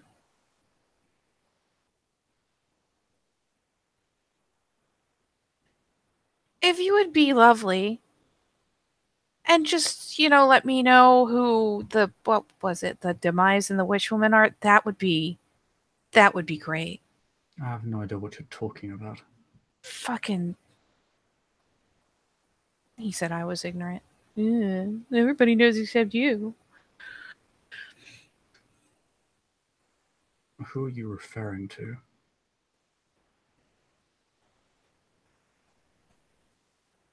The exceptionally obnoxious voice in my head. He looks at you as if you're crazy. Yeah, I know. I get. She was like doing the little hand wave, like, yeah. But fucking crazy Malkavian, whatever. He wasn't mine though. He, for some reason, seems unconvinced. Madness, right? No, he actually. That's the correct term. He actually knew things about who I were meeting and that the foundations of the building were wooden and things that I have no way of knowing. He wasn't mine. This fits the MO of the Malkavians. You do realize this. Well, yeah, but even the voices can only know so much. She looks at you as if, like, I don't know. Like, No. It was a person. It well, was a person. are you...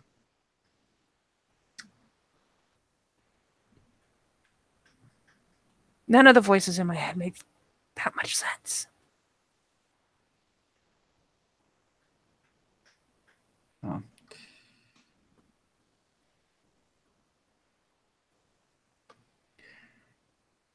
So, I set Yes. it on fire, You set and it I on brought a fire. head. It's a little old now. It's probably turned. But you know what? Do you give him the head?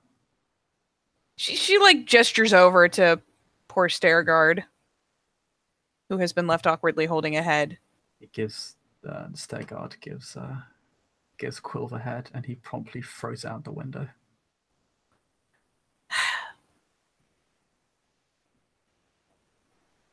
And after that nice rat brought it back to me. Oh. Oh. You have performed your task to perfection. I can only say I'm remarkably impressed. I feel like perfection would have gone a little faster on the murder and a little less on the throwing myself off a building, but yeah, otherwise pretty good.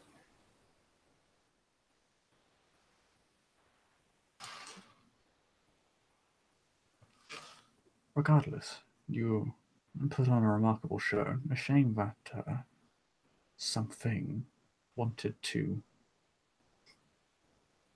upstage it. It sounds like So- it was kind of part of the plan. But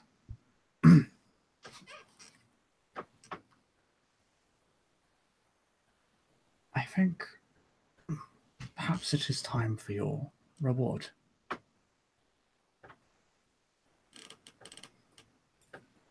She just kind of glances over at him like, how could this possibly get any better? Look at me. Like, Now, for the first time, she does not look ecstatic about the reward because everything hurts. I once said that you would be the Chaos Queen of Riverside, and I intend to follow through on this promise.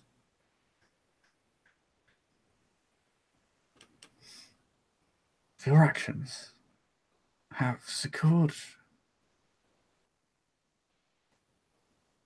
my enterprise and allowed me to expand to wonderful young people such as yourself. As such,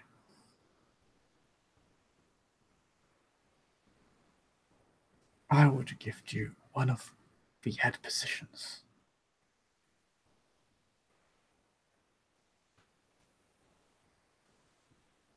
So we never really clarified what the Enterprise was. What am I getting a head position in? You see, I run a little enterprise. I'm sure you've heard of them. The Brothers of Paul, yes. Now, I hear you have an interest in the butterfly children. They do look like a lot of fun. I can make them very fun for you. In fact, I could secure you the title of the lovely, lovely queen, the butterfly queen. I don't feel very much like a butterfly right now. But you will.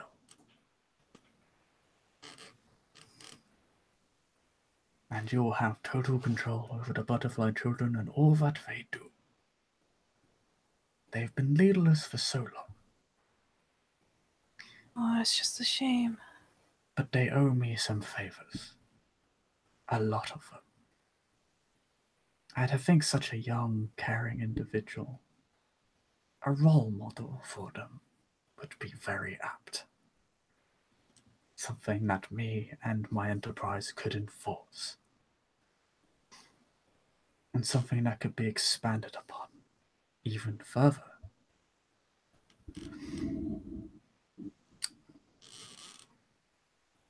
Sounds good.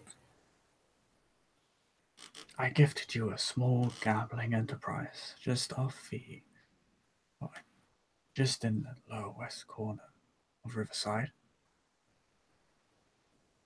Mm-hmm. The butterfly children tend to make their homes in more abandoned areas, but perhaps you could make this a home for them.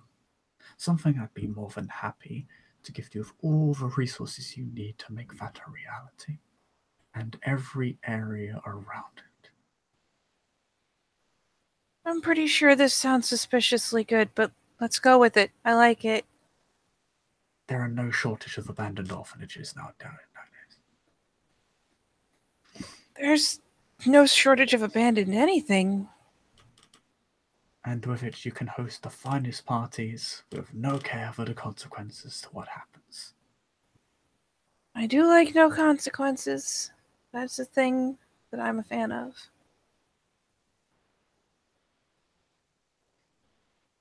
And Oh, consequences. Speaking of consequences, you heard they're gonna make a curfew. yes, my enterprise will be promptly ignoring that. How do we keep that from happening? Because the only person I know who even has strings that stretch that far are. She kind of waves a hand like it's outrageous, but like for Omar and maybe one other person. Hmm. But But if I no one clue you, I can only fix so much of this before I'm gonna have to eat again, and if there's a curfew by then, it's gonna suck. Indeed. Well, for all of the favors you have done me, for I owe you a great deal, I'd be more than happy to offer my herd to you for sustenance in the meanwhile, until at least until all your wounds are healed. And while that's happening, Oh, friendship is founded on things like this. securing your new rulership as Queen of the Butterflies.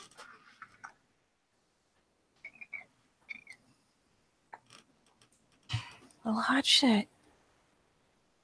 Hot indeed. I'm sure this partnership will be most fruitful.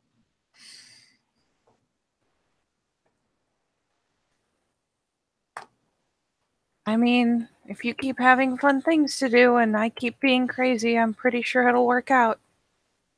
With the butterfly children, I'm sure you'll be more than able to create your own fun. But if there is any help you ever need from me, I'd be more than happy to aid you in your interests. Oh, you're a pal. A pal with a purpose. Yeah. So, A just to make seneschal to Her sure, Majesty the Prince. that Gregory doesn't frown at me again. This is all in thanks for the stuff and the near dying. And he's not going to be like, why do I have massive boons with your name on them? Right? That's quite all right. I am exchanging your services for those of my own. It would negate the need for boons. That's wonderful. And of course, if I were to ever renege, on which this my word is my honor, so I could never, but if I ever were to, you would have authority to label me as a boon breaker and drive me from the city. Thus That you need seems not worry. excessive. Ah, quite. I would never renege on my word. When a deal is struck, it is followed through. Yep. That is the nature of good business. And you are a remarkable businesswoman and friend. She's been trying to smile. It's pretty hideous and weak at best. He with his thumb and his second finger, he'll like force a smile. She That's much better. I could paint your image right now. In fact, I should hire someone to paint your image. After all, Oh, I wouldn't do it right now. every member of royalty has a coronation painting. It would be unheard of. Can I be coronated after a week of eating and sleeping? Of course, of course. I would never force such a thing upon you. Otherwise, that would be a real conversation starter, but... I'll be in touch with you. How about that? And then after a week, we will we will get underway. I'll make preparations in the meantime and then pass over control to you. That sounds good.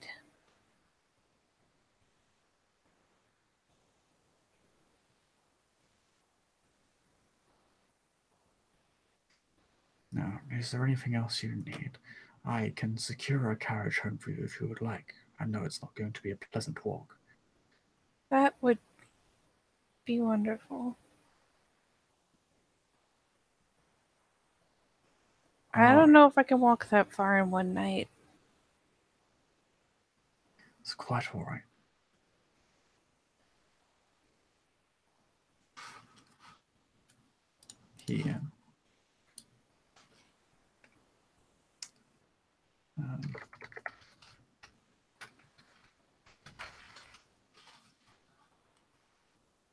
He snaps his fingers. Rolf! No, the stair guard approaches.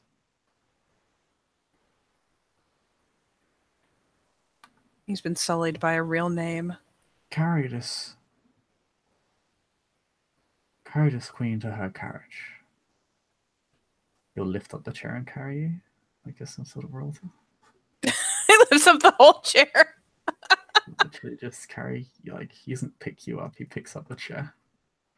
That's probably better for her anyways. I'm pretty sure getting picked up would have been agonizingly painful. Oh yeah, this is much more comfortable. You don't have to walk, you don't have to be in an awkward position.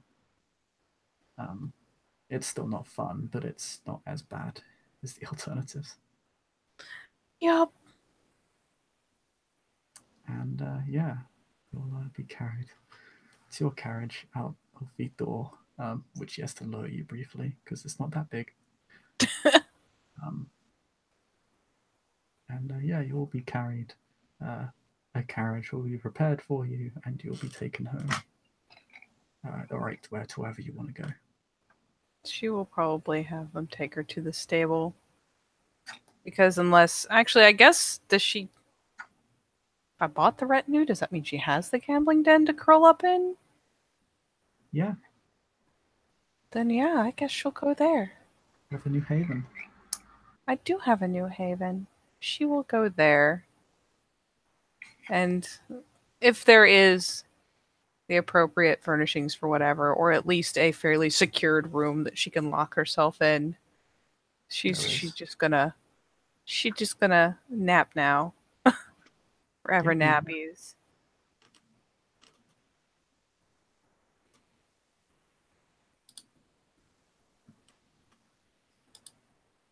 And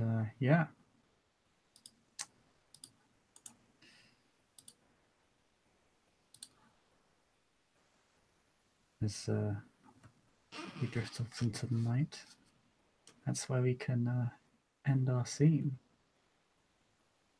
As Meena slips off into sweet dreams after a sweet victory, only to hear the same words in her head one last time. The demise and the wishing woman will see them soon.